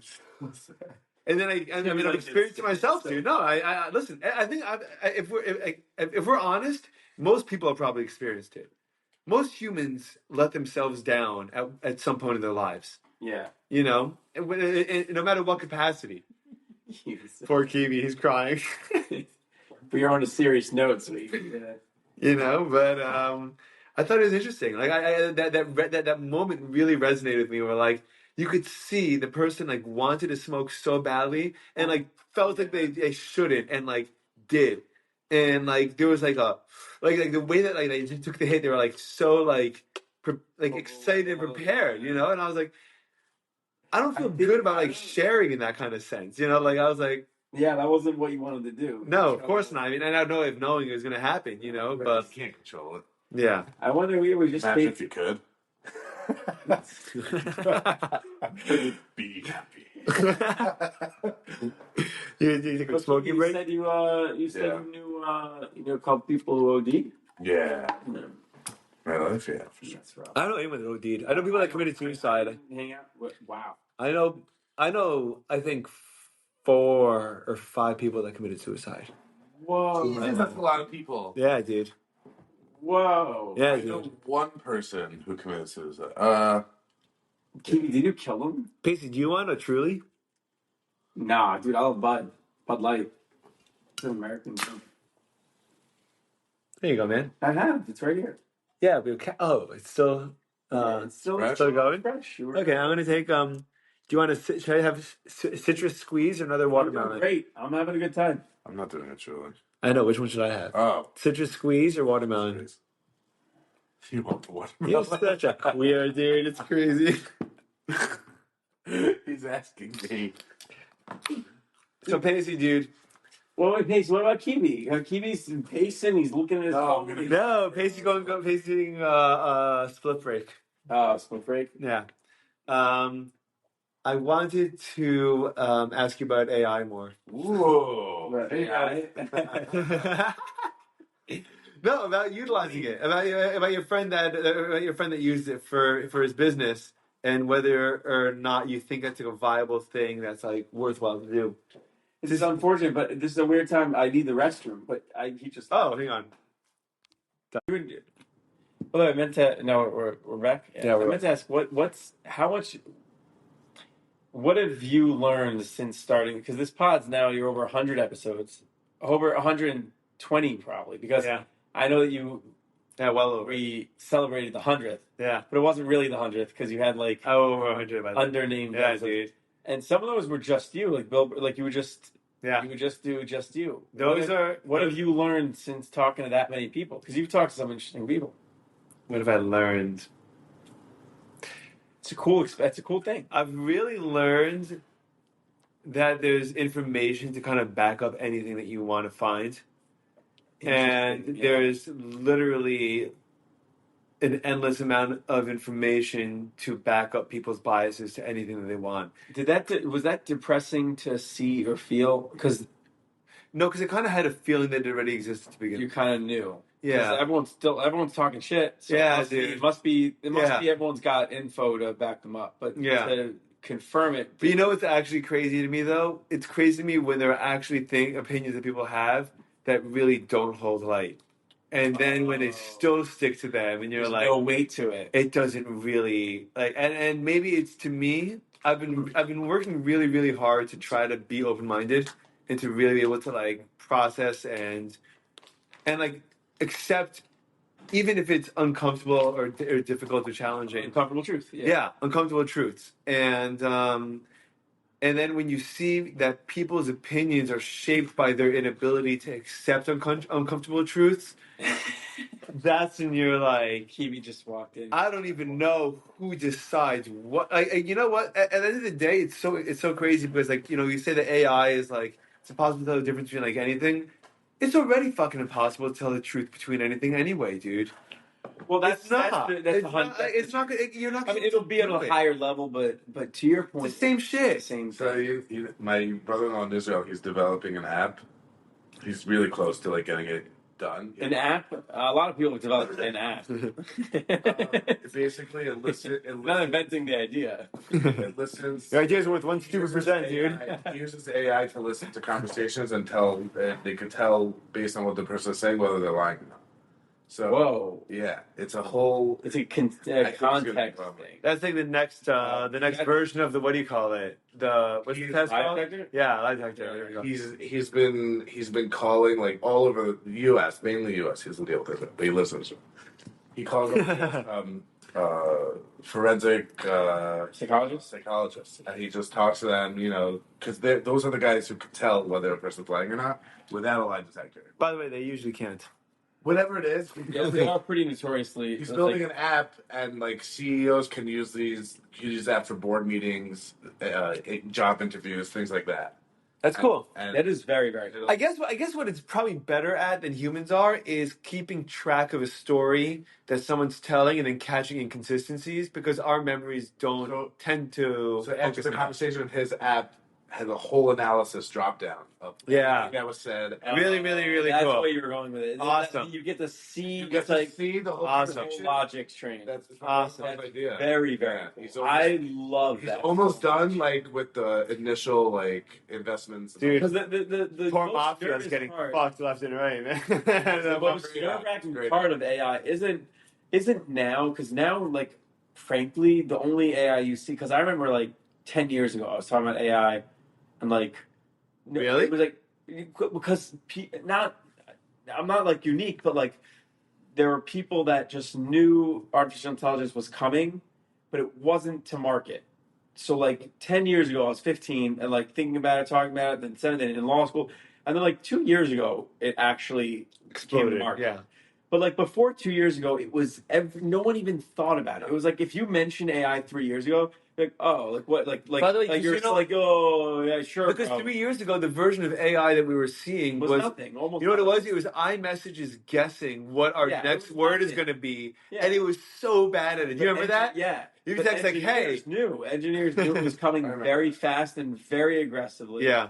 But the craziest part is going to be when AI, because I always remember this thing coming up, which is engineers right now are, even now to this day, are surprised at how well AI can. Yeah, dude, they don't get it. It can. Dude, I think we're really making consciousness. I think we are. So. I don't think. I really don't think it's that far. It's a top. It's Eric Weinstein again. Eric Weinstein again had a conversation with Diary of a CEO, and it literally sounded like he was on acid the entire time. He sounded like he was speaking about his responses had nothing to do with what the guy was prompting him with. But one of the things he said is that most human beings are LLMs. Like most of your LLMs? yeah, large language models. Okay. Like most of your conversations that Yeah. you have with people on a regular Absolutely. basis in your life could be had with ChatGPT. Yeah, you could do a binary of You know, you could just say, "How you doing? Good. Well, you know, how's life been? How are the kids? Good. Kids are fine. School's hard." You know, like most of this stuff does not require conscious thought. So human beings are LLMs to a certain extent, and then when you push us to a certain point, and we have a certain amount of pressure, or stimulation, or flow in conversation, we can achieve something that kind of exceeds that level of LLM ship, and that's consciousness. Well, the issue is we don't know what consciousness is. And so the problem that you run into is I've been trying to it's reach out not- to people that study consciousness, by the way, for the podcast. Yeah, I want to talk to them. I would love to hear that, because the biggest problem with AI isn't, when I say problem, I mean distinguishing human from AI. Yeah. Is that the only way we ever do it is just based off of what you just said. We only, when I talk to you, when I talk to Kivi, when I talk to people, you know that you're not AI because you think look at yourself, you are, think you're not, and you It's free will. no, well, but you're That's confident. Not even, dude. No, one second, because I'm talking Of about course it is. the fact that you have the a choice, observable. AI will You're never talking have about observable universe. that. Okay. You don't have a choice, right? To a certain degree. Okay. Yeah. Right, there are things you don't choose. There are things you don't choose. You all intents and purposes, you have a desire planned out in my life. you have a desire to reproduce, right? Yeah. That's not choice. That's DNA. Someone wrote that into your DNA. Okay. So we have evidence that there are things that we don't choose. We don't choose to have adrenaline pumping through us and have an animalistic response to things. Not to reproduce, though, even though it's a desire to reproduce. Exactly. So well, only because you have birth control and contraception. No, but he's right. He's saying we can choose. Oh yes, If there's a beautiful woman in front of us, we can say. Yeah, of course. So, but that's also the same thing. Time out. But to make the same argument, if you were not in a place where you were there to protect your offspring, then you did not have offspring. That's why you didn't have offspring when you were 12, even though you were physically capable of it. There's a lot of evolution. There's a lot of evolutionary. There's a lot more. There's a lot more. You can't afford to have a kid. That's the point, and they don't have a kid. But it's not going against their nature. It's in their nature to not have a kid that they can't preserve. Correct. So it's still not a choice they're making. I mean, free will is given to every human being. That's what we say. No, that's crazy. This is straight from God. No, I'm sorry. Every human being. Why? It's so God.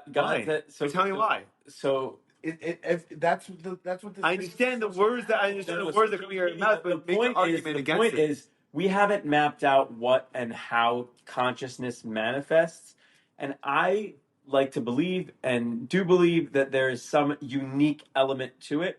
But in the observable universe, you have to prove it. And right now, all we can prove is how we see the universe. So when I'm talking to you, if a robot, right, if an AI can do everything you do, everything, including programming not to sleep outside of marriage and infidelity, including all of those things, and program it, all I can see are two versions of Kivi, and they operate the same way.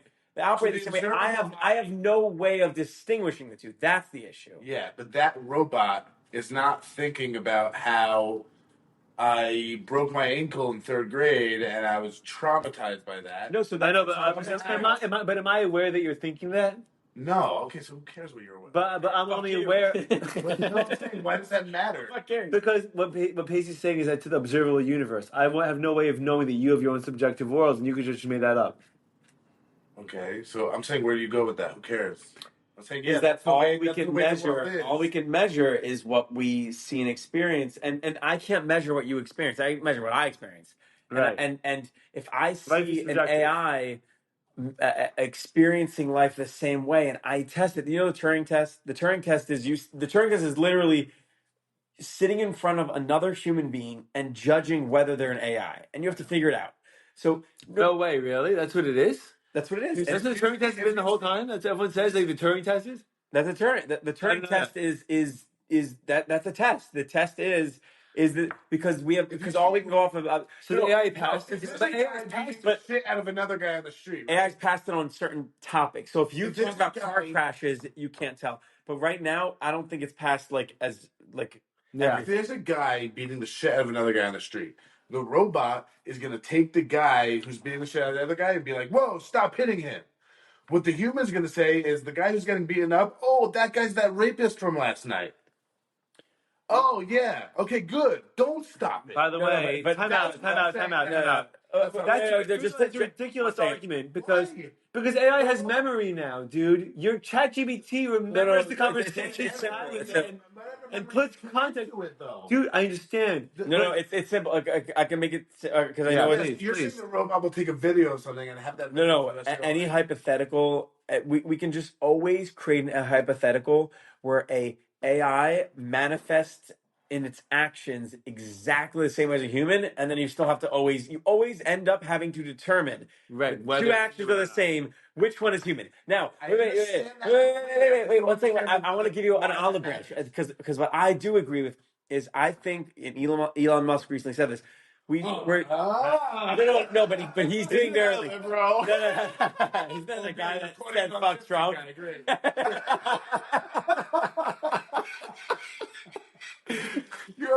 Yeah, dude, can you imagine 50 years telling someone like there's someone on the spectrum and like we're quoting him and like Dude, 50 years ago, not 50 years from now. what did I say 50 years ago? Oh, you said that? Yeah, no, but when it comes to human consciousness, we don't know. That's why I said We don't know what it is. We don't know it. I agree So I with agree.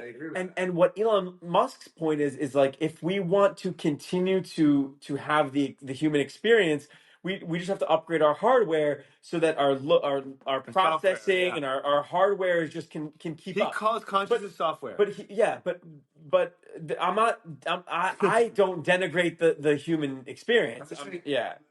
By the way, the idea, I don't know if it's going to hold up, but it's an interesting the thought. idea that the AI conscious is going to match the human conscious is totally absurd to me.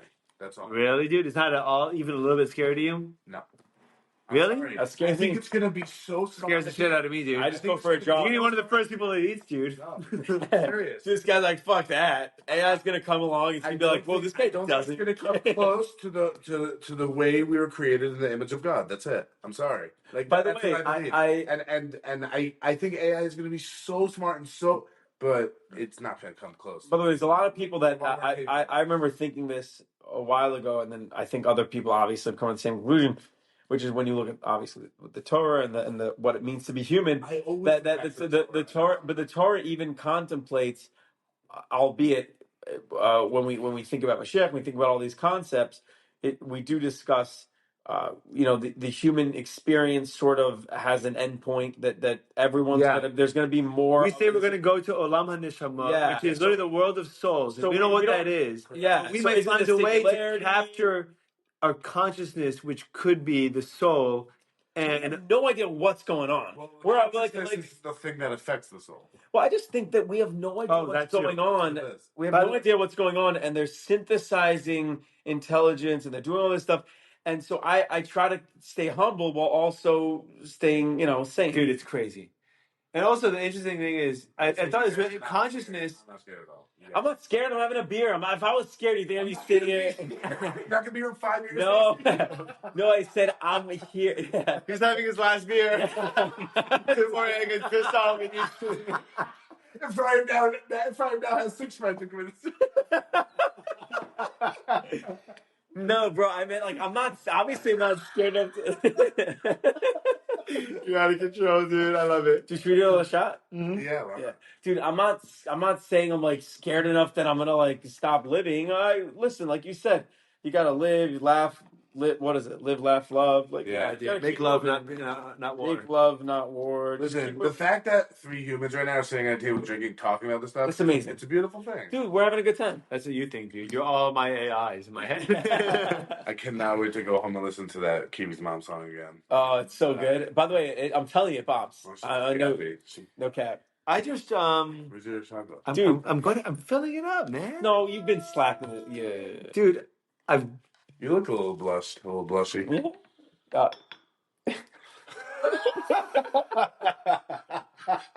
I'm just talking out of my huge ass, dude. Yeah. What? Never mind. How big? It's pretty good. I get because Dude, just don't try to box me out if we're playing basketball. We're trying to. I love it. You're like, Kiwi's not gonna wait. Let's just do this now. I think that Why? dude, Chaim. cheers. Surprise mom. We're back, dude. We had to pause because there's been a fit of outrageous behavior. So we're gonna just simmer down a little by taking another shot of tequila. Exactly. And Pacey is chugging my Lefroy like a lunatic. By the You way, got an Oaks it's Block? something you sip. It's not something you chug. You're I know, a lunatic. but I'm gonna be real. My dad introduced. If any of the listeners want to get a bottle of Lefroy, it's a great bottle, very smoky. But I had a Have with friend your in pop. college, Michael Steinberg, who's a friend this of the pod. sounds so Jewish. He is Steinberg. Steinberg, Wow. friend of the pod, Friend of the and pod, yeah. friend of the pod. Dude, let's go. He's friends. He's like friends with the pod, and he lived down the hall from me in college, and he used to be able to smell when I'd open up a bottle of Lefroy on Friday night. He'd walk into my apartment and be like, "You're drinking smoky scotch," Yeah, 100%. and I'd be like, "Whoa, I always talk about. dude, that's my crazy." dad. I say, dude, he opens the bottle like at the bar. Like I walk in, and I know that it's such a pungent, What is that? potent. Just the AC. For people listening, I thought it was this guy pouring looked up rain. like a lizard, like a reptilian instinct of danger. Pouring rain. Oh my! First of all, Dude, why you What gotta if show it I got a was? good one. I got a good one. If anyone knows what you look like, right now you're wearing. I gotta explain the joke. Right now you're wearing like a Nike soft polo. Why do you look like you work at a dealership? True. I've been I saying, have a red one in the exact same yeah, thing. me too. By the way, You look like you're trying to sell me like. dude, Kivi. I've been trying to convince Kivi for 3 years to leave his jobs and sell pickup trucks. I've been dying. Dude, by the way, you would put me in a pickup truck. Dude, I buy would a walk pickup in. truck. I would walk in like I He'd don't be know, like, and he'd this be like, truck is gonna change your life, and you're dude, gonna walk you're gonna away. feel good. You're gonna love it, dude. I would Dude, walk away. your shitty Dude, house would look like a mansion if you sold pickup trucks. Dude. I'm telling you, could sell me a truck and a Harley at the same time, bro. Dude, I love your house, man. I'm just messing around with you, but dude, Oh yeah, by the way, you hit his. You kind of shit on his house there Yeah, for dude. a second for Yeah. no reason. Oh, It wasn't dude. even- you didn't even have to. I knew. The joke was done. I know. I went deep. Yeah, what? Have 4 boys, not kids. Have 4 boys, Boys. and then show me your house. Dude, I don't know how you. I don't know how you breathe. By the way, dude. I mean, like, You in and out. What are you talking about? he's not. You've been here every other night. Yeah, dude, that's how I breathe. You was what? He's been here every other The night, truth is, my kids are in bed by 7. So it's not dude. Today, this morning, Shua's teacher canceled school, and Rachel went to the guy, Levy, the chiropractor. He's half an hour away. She leaves at 10:30. Her appointment's at 11. She's there for an hour. She goes to the supermarket on the way back. She gets home at 1. I have Shua and Ariel at home. Oh my! I did so little work Right. and It's so so little productivity difficult. between the hours of 10 o'clock in the morning till 1:30 in the afternoon when she got home. crazy. I did absolutely Just gotta smoke. nothing, dude. I didn't even There's no smoke. I way. couldn't. Because I would get tired, but like I gotta keep up, you No, know. it's so true. And I totally to me, the tradition. 4, Yeah. dude. I mean, that's the thing. Like, I love working from home, but I need like 3 or 4 hours a day minimum of just like opportunity to work. And a shitload of time. I've been. Wish I had that. Yeah, but you have that, dude. You're out of your house at 8 o'clock at 7:30 in the morning. It's pretty sweet that you're here right now. That's pretty cool. Yeah, because he doesn't want to be home. he like just leaves. He just walks out the door. Yeah. That's funny. The kids. I'm just kidding. But like he's out of his house at 7:30, comes back at 5. Right? You're home every day around 5. This is a Coinbase update. Coinbase. Dude, are you into crypto? You a crypto? Not You a into crypto, it. bro? Bro, what do you think? Dude, of I didn't crypto? realize. Yo, whoa, Bro, you have Bitcoin? Dude, what are you on? Ethereum? Dogecoin? What are you doing, bro? I'm not into crypto, but I do have some crypto. Yeah. How much crypto do you have? He put a little money aside. No, cheese in there. Yeah. Called Diversifying. Oh, he's your diversifying. portfolio. Yeah. Do you have any black kids out of your four? Talk about diversifying. Dude, I didn't realize we were sitting among like the wealthy. Dude, DEI. I didn't realize, bro. I didn't realize you were rich. It all goes to my kids. And I know. By the way, I've done the that's all I'm math. saying. You know that one kid whatever is money I make, it doesn't mean shit. It goes to my kids. one kid is like a Maserati. That's what I'm saying. It's stupid. It's like you could on the monthly payments of Maserati is like one kid. I'm okay with that. You know, like Also, by the way, the first couple of years of the kid's life, the kids. And by the way, You say I'm okay with it. Obviously, I'm okay with it. I never trade a car for a child. I understand you, but we live in a world that hates wouldn't do families. that. I know. We It's live so in true. a world. It's I was talking to so Rafa bad. about this. When's the last time you saw a woman in a movie that was successful and confident and a mother? I know. When's the last time you saw that? confident in what? And As a mother. In a healthy marriage. When's the last time you saw that in a movie? It's always like a broken marriage. It's a broken marriage, a strong, independent mother, a woman that chose not to have kids. So binary. A woman, and the truth is, and I was talking to a couple of my people recently about this on the podcast also, that movies and entertainment shape culture. They shape it. Of course, everyone loves them, and dude, it makes a difference. It's so true. You know what's going on? Women are embarrassed to say that they're stay-at-home mothers, and it's sick, dude. It's 100%. If someone told me, if someone did the amount of work that Gabby does, having 4 kids, and at their job, I'd be like, "You're a hero, dude.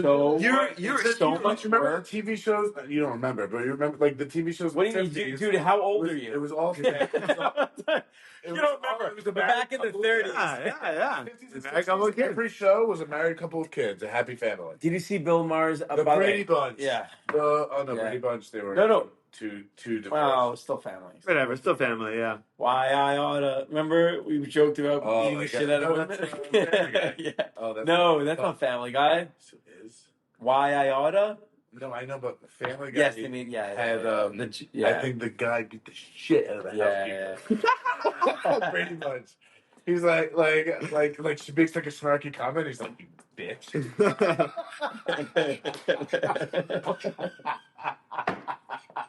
It's so good. Because that's like if it was real life, that's for sure would have happened. That's what would happen. That's what's terrible about it. It's so funny, dude. It's crazy. Oh man. Japan. That's what's going on in Japan. Imagine the 50 What do you mean? The housekeeper is making a snarky comment to the homeowner. Dead in a ditch.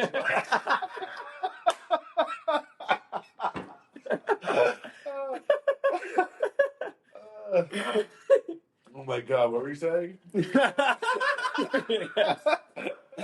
Dude, the 50s went hard, man. Hard. Do you ever hear Shane Gillis is the best bit about George Washington I've ever heard? It's the great. We all grew up knowing this shit. We all knew like George Washington went hard.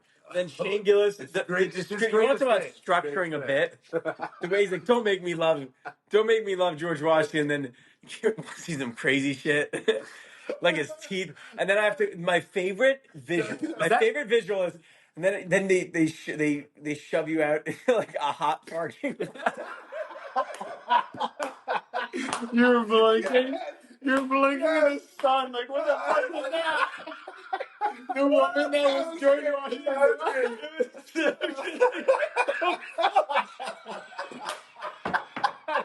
100%. That was the best part. I was such a good Like the woman that was George Washington's housekeeper hitting on Shane Gillis. He brings his guys on a boat in the dead of winter. Yeah. And he's like, "Come on, guys. We're going to kill him." By the way, I started thinking about that a lot. 3. Oh, you know what's so funny? Man. You can actually see that's what actually happened. Yeah, things are crazy. Like, he was I know, dude. Angry dude. And he's like 6'3". No one wants any part with him. I feel like, just be president. By the way, he wasn't the one that wrote, You Thomas Jefferson. You Oh, my have a God. lot of writers. He was you don't hear about all the amazing Poetry. George Washington. He had a Dude, this guy went hard. He was not a poet. He had a hemp farm. He had a huge house. Dude, here's Dude, I think he was pretty. He was jiggy with it. He did not. I don't think he let his slaves go after. I think He let his slaves no go. Jefferson. lie. Jefferson Oh, Jefferson. after in his will, I think released all. I think Washington. Oh, so how convenient. After No, he's no, dead, no, then no, you no, can no, have great, my no. slaves. I think they're free to work for someone else. no, but it was tough. That was a rough. You're free to go until That was rough. after I die. Dude, everyone's like with whatever. Dude, you're overthinking it. Don't overthink. With Jews, it's Wow. no, with the Jew, yeah. with the Jew, the Say it. I'm listening. no We're in the 1 hour mark. No one's listening. I think we're at 2 hours probably. No, we're like an hour and probably 25 minutes. Wow. Oh, that's it. That's not bad. Yeah. Everyone's and maybe I don't feel like the hardship of Jews, which is why I don't Definitely feel like don't, dude. yeah. So I'm saying when You're gonna feel it in 10 years. I'm saying maybe, yeah, but yeah. Well, like when people like make jokes about slave, or like when people talk about slavery, or try to not minimize, but try to contextualize slavery. Yeah.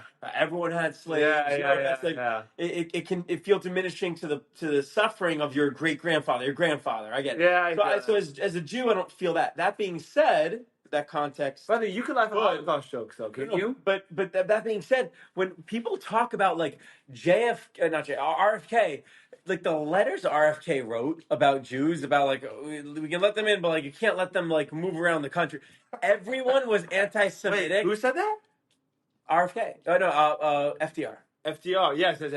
His letters. He hated Jews. Dude, everyone hated Jews until like 1955. You know what fucking sucks? We gave everyone another fucking reason, excuse to hate us again. I know. Well, there's no good. The last but we gave a little door, a little window. Yeah, I know. Way too much of an excuse to hate us. I know. Just all they need is an excuse. Just I was talking to the guy I learned with today. This morning, we were talking about this. He's one of the only people in the world that I can talk to about this kind of stuff, except for my fucking podcast, apparently. And we were talking, and I was like, dude, why is Israel set on making themselves look so fucking bad to everyone in the fucking world all the time? America hates Israel right now more than they've had in my entire life. But that was happening. This accelerated. That was already happening. No, it wasn't, dude. Yes, it was. No, young people didn't fuck with Israel. Young people didn't fuck with Israel. You know what we could have done? We could have helped ourselves, dude. No. If young people were saying, guess what? We're sick of 25 years of war and the same Middle East war. Israel didn't have to go and get America involved again. When all of America was like, we don't want this anymore. I have no appetite. We voted for Trump into not do this. But the question is the issue in Gaza would have happened in 10 years, 20 years, 30 years. Gaza. It would eventually happen. Well, maybe. And you know what else I think could also happen, which I think everyone would have kumbaya and said. Dude, get Saudi Arabia to say I'm going to rebuild Gaza. I agree. Israel's going to leave it alone, right? So America looks great because they're funding it. Israel looks great because they're letting it happen. UAE has the or Dubai, whoever it is, has the trust of the Arab world. You all go together. You say you guys all have a legit opportunity to have good structure from the ground up. Go ahead and do it. And for some reason, instead of that, every single time that Bibi comes to the White House, we end up bombing another country. I'll say this. I agree. That looks bad. I agree. Bibi is more of a warmonger than maybe Israel needs right now. That being said, I think there's a lot more heat that Israel gets simply because you could say Israel's about to make Israel was in the process and is maybe in the future going to continue making a lot of progress in trade agreements, right? Where a lot of with the UAE, with Saudi Arabia, they're working on that. Yeah, so all these countries were normalizing, were constantly. there was a constant normalizing. Well, the reason October 7th happened. By the way, Jordan and Syria were shooting down rockets. The reason part people say part of the reason October 7th happened was because of the normalizing of trade relationships, and Iran. No.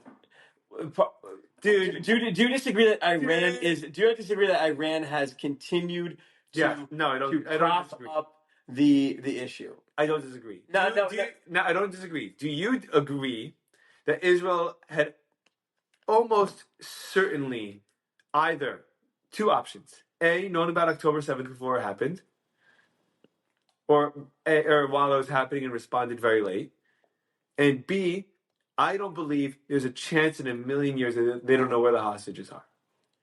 I think in a minute. I think both of those things, both of those. Both of those options. Where our generation is screwed. Both of those options, I think, are products of a world where we assume that there's perfect information everywhere, and it's almost scary to think that there is imperfect information. It's scary to think that Israel isn't smart enough to know where every hostage is. Exactly. It's scary to think. It's scary to think that there was a mishap because some 20. It's scary to think that there's some 21-year-old. It's scary to think that there's. It's scary to think that there's some. It's scary to think that there's some 21-year-old at the desk, some 20-year-old intel operative at the desk who doesn't know. It's scary to think we don't know. And the same thing happened with 9/11. Everyone said, I can't believe no one knew about it. It's scary to think that the world is chaos to a certain degree. Yes. No, you can talk to him. I agree with you. I'm saying I think the premise of like we all know everything and there's some guy at the top that knows everything and everyone else. It's an excellent argument. I do not disagree with you. I really don't. I really don't. The first that we knew about it before. Okay. I think that number one, we knew about October 7th. And two, we knew where the hostages are. And maybe not all of them, but we know where a bunch of them are, and we could get them out, and we have not. We said the same thing about Pearl Harbor. We said that Pearl Harbor, they said we let it happen because the boats were lined up together, because Bora Bora we knew that the planes were coming. But the truth is, we knew the planes were coming. We didn't know because there were a lot of training operations, and that never happened before. And the boats were lined up because we were more concerned about sabotage than a plane coming and bombing in a linear line. Sure. So that's... I'm saying for sure. Do not time out. Let's say hypothetically, I concede to that complete point, right? Which let's say I do. Maybe I do. I don't have. I don't know. I know, but I don't have a very strong opinion one way or the other about it because I don't know anything about it. So I don't need that. So, but what I will say is that it did take like 7 hours to respond to the scene. Israel does not take 7 hours to respond to anything. Dude, true. When I will go to the airport and I will go to Ben Gurion Airport. It seems dude, I'll go to Ben Gurion Airport and someone will leave their backpack outside for 30 seconds too long, and bomb squad is there, and the entire thing is shut down. And then they try to say, they're like this is the border of Gaza. This isn't No, but the worst was that they were giving excuses like there was an election going on, we were sidetracked. Go fuck yourself. What are you talking about? Like he said, I think go fuck exactly. Here's what I believe. Wild to me. I believe it seems pretty wild. It's crazy. I could be wrong for like 10 hours. I'm totally okay with being wrong. I could be wrong, and I have no problem being wrong. I think that BB is causing issues to avoid the day of reckoning that he has to face inevitably. For sure. He already had a day of reckoning to face prior to. I'm not. I started with this. I'm not an Uber fan of Uber. I'm not arguing with you. I'm just making. No, I know. I'm not trying to fight with you or argue with you. My point is that you could fight and argue. I know, but I'm not trying to because I think that all this is in the conversation and the good. Like I want what's best for Israel. But that does not mean that you don't get to say when you think they're doing something stupid that you can't say that you think they're doing something stupid. I started this. I think Bibi is not the right shit. I think Bibi is not the right leader for today. What we need. Yeah. And the same thing can be said about Winston Churchill. Yes, there's a lot of people who are good for church. What? Family Guy. There's a lot of people who are good for a certain period of time. Yes, I thought for a while that Bibi is he's just a little too much for what Israel may need when it comes to the subtlety of diplomacy. But it's not just politics. Diplomacy, yeah. and trade and all that stuff. But yeah, It's not just politics, by the way. I think it's really interesting. I was talking also to someone else recently about this, where I think that because there's been a systemic breakdown in trust in authority and institutions, there's been a breakdown in the trust that young people have not wanted to get involved in those institutions, right? So, like say Hollywood, for example.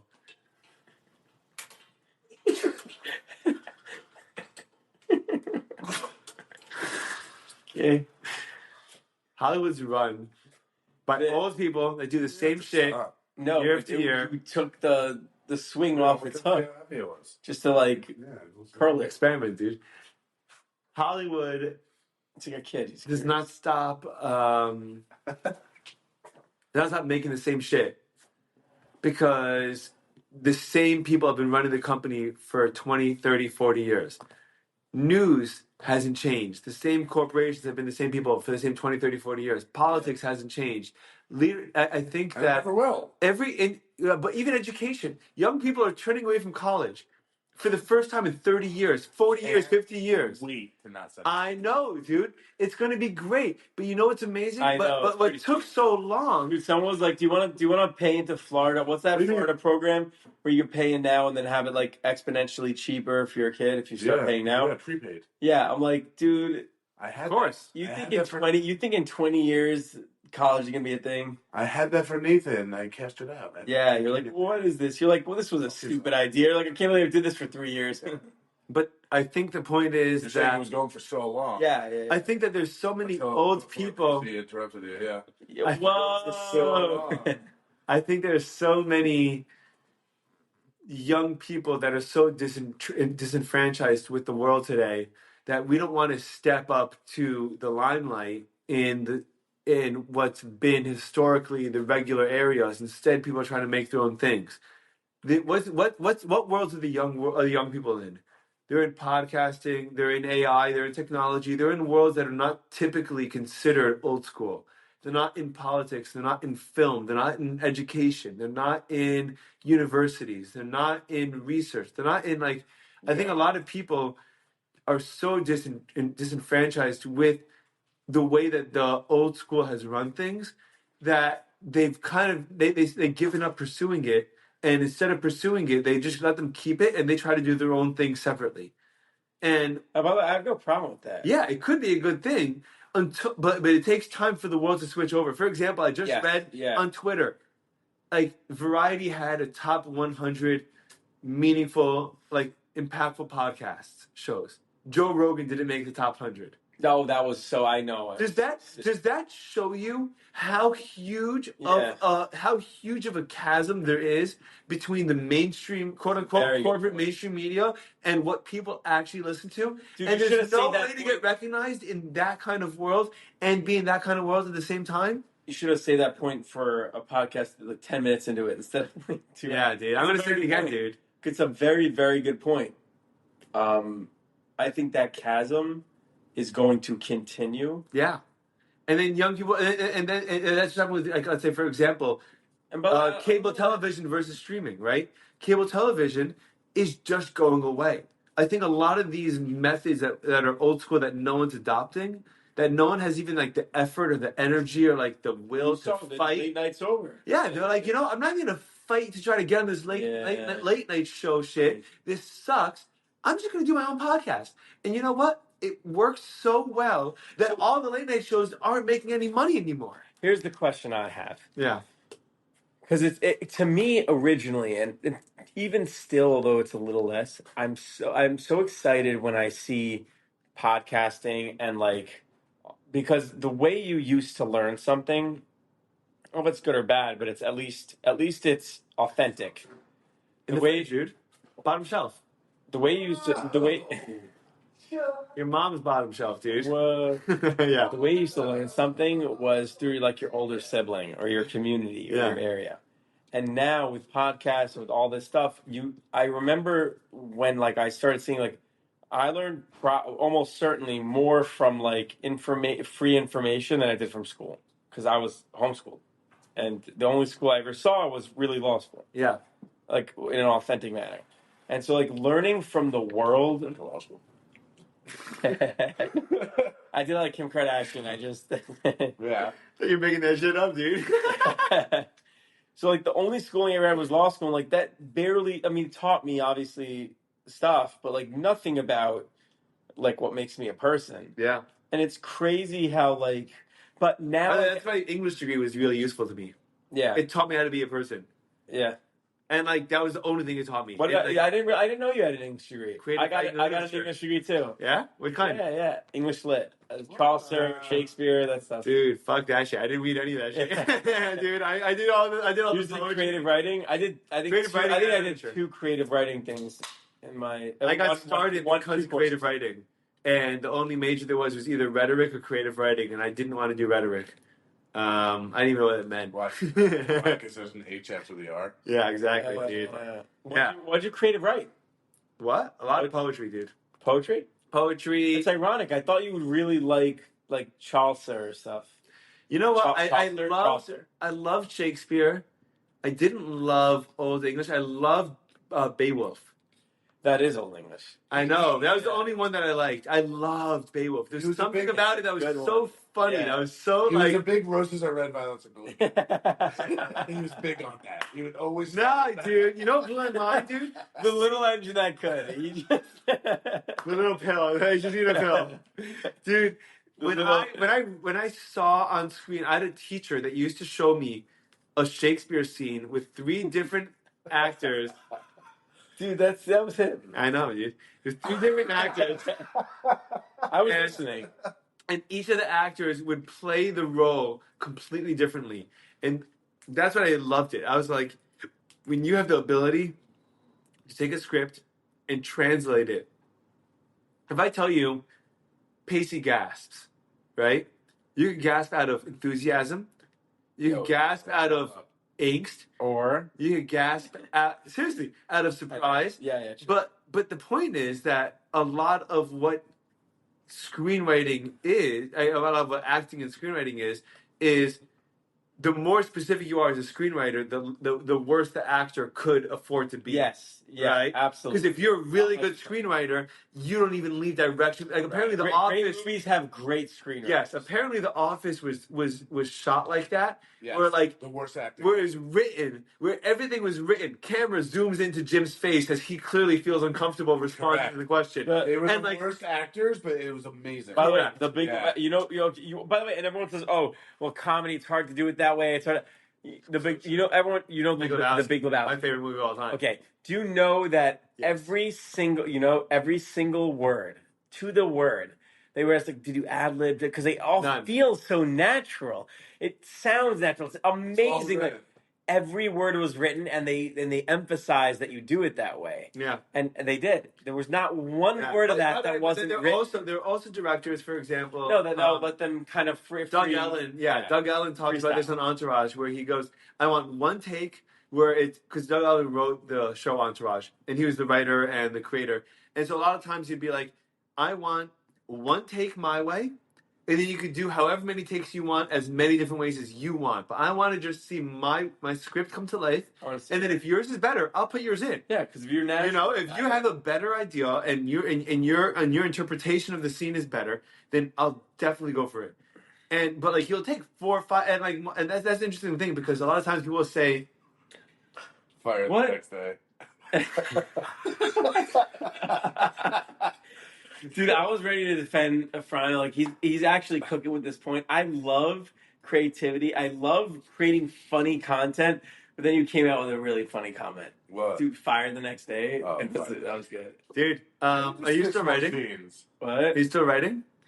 I'm not. I don't think Doing I'm a good Instagram writer. things. No, he wants to do stand-up writing, dude. Really? You want to stand up? Yeah, I don't know that I'm. I don't know. I thought you meant free creative writing.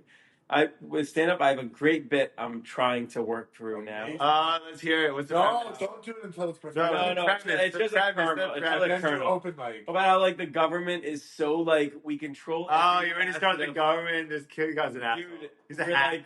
like think about it. Every part of like every part of government, it starts with like broadly speaking, then you talk about the road. Like, do you understand how many road rules there are? Like, there's like you can't like left turn like with a dotted line. There's straight line, and then out of nowhere, we just created the roundabout. By the way, Just like just merge 4-lane roundabout, just merge and just pray to God it works. And You it's gotta like perfect it like a motherfucker. I know, dude. Good premise. Good premise, dude. But like it's such a crazy concept on the road. We're just like everyone turn to the circle and just go the exit you want. Like I don't know. I love it. Yeah. I love it. I like the bit also about being. I think someone could do a really good job with forgetting what it's like to be in the car versus being a pedestrian. Where like when you're a pedestrian, you're always pissed off at the people in the cars when you're in the car. That's a good You one. immediately forget what it's like to be a pedestrian. You're like, fuck you, asshole! What are you walking in the middle of the street for? You're like, You're the same guy. You're like, dude, I'm gonna be turning. It's my light. I'm walking. Like That's very good. It's a good little piece. Someone spit on my windshield one time. Dude. Did someone really spit?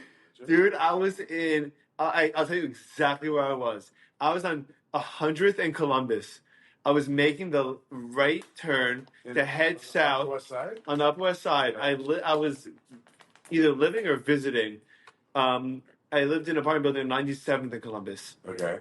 And I made the left on 100th, and it was the People's Light. Like, you know, like it was the walking light? Seasons, right? Not Seasons, Whole Foods. It was a Whole Foods, right? The Whole Foods next. Them in 94th. All right, whatever. No, it's the Whole Foods. Yeah. The Whole Foods next to your mom's house. And yeah. And so it had like the people crossing sign with the top sign, and this guy was crossing, and I was inching forward while he was walking, and he felt like I guess inch forward into his personal space and took creative liberties of spitting on my windshield and telling me to go fuck myself. So nasty. And I was like, well, I could just spray that right off, but also people are so. Dude, I think cities are bad for people. Also, I wanted to say this. Since I texted you earlier today about the podcast, dude, the rest of New York has to be a different state than the suburbs. What do you mean? Like, I think the boroughs have to be one state, and I think that anything north of, like, Rockland has to be its own state. And I bet that New York would be such a better place to live. Like, the rest of New York. About New York, bro. All I know is upstate New York and the city. That's it. And Brooklyn. So, Upstate's amazing. think about how different... Okay, upstate New York I'm from here. I'm not from that crazy... Upstate New York is Rockland, You're from upstate? Binghamton, No, Buffalo, from here. Binghamton, Buffalo, Rochester, Finger Lakes, the Adirondacks. Those people do not. Those are all part of New York. That's a place. Those people do not all belong to the same political decision making as the 17-year-olds in Manhattan or the 23-year-olds in The Manhattan. funny thing is, the population of Manhattan equals the population. Yeah, of all those places, it exceeds it. That's the point. Yeah. And those people do not have. I think that cities. Crazy how many people live in New York City. That's wild. Millions. But by the way, it moves. I mean, I grew up here. I don't like that kind of movement. It's not natural to me. But I didn't grow up with it. But it's you know. Yeah. Oh yeah, dude. Let's do another one. We'll call it. I don't know the. Finish the tequila bottle. Yeah, let's do it. I grew up here. I love it. I do love. But you said you grew up like upstate all the summer, right? Yeah. Summers. Half the summer, I was homeschooled, so half the summer I'd spend upstate. Dude, Half the year. I mean, half the year. I want to homeschool my kids, dude. 8.5 billion. 8.5 billion people in New York City. That's crazy. I think over 350 languages spoken daily. Wait, can I 350 million people are in the U.S. Dude, I want to homeschool my kids. That's crazy. Did your parents have to do a lot of work to homeschool you? I loved my experience homeschooling. I think one of the advantages. Your mom. Did you only buy one? Your mom's. He left a lot of stuff at your mom's. Shit. Yeah, it's an añejo. You have to eat the tequila with the lime with it. I do. Dude, this guy chews on the lime like an ape. Okay. Yeah, what were you saying? Yeah. Do you not need a lime? Do you think I need? No, dude, I don't need a lime. It's a good tequila. It tastes good. What do you, Chaim? Dude. Do you think I could? Do you think I could homeschool my kids? No. What? Do you think I could homeschool my kids? Well, let me do this shower quick. Educating, yes. It kills me. He's just shooting Lefroy, dude.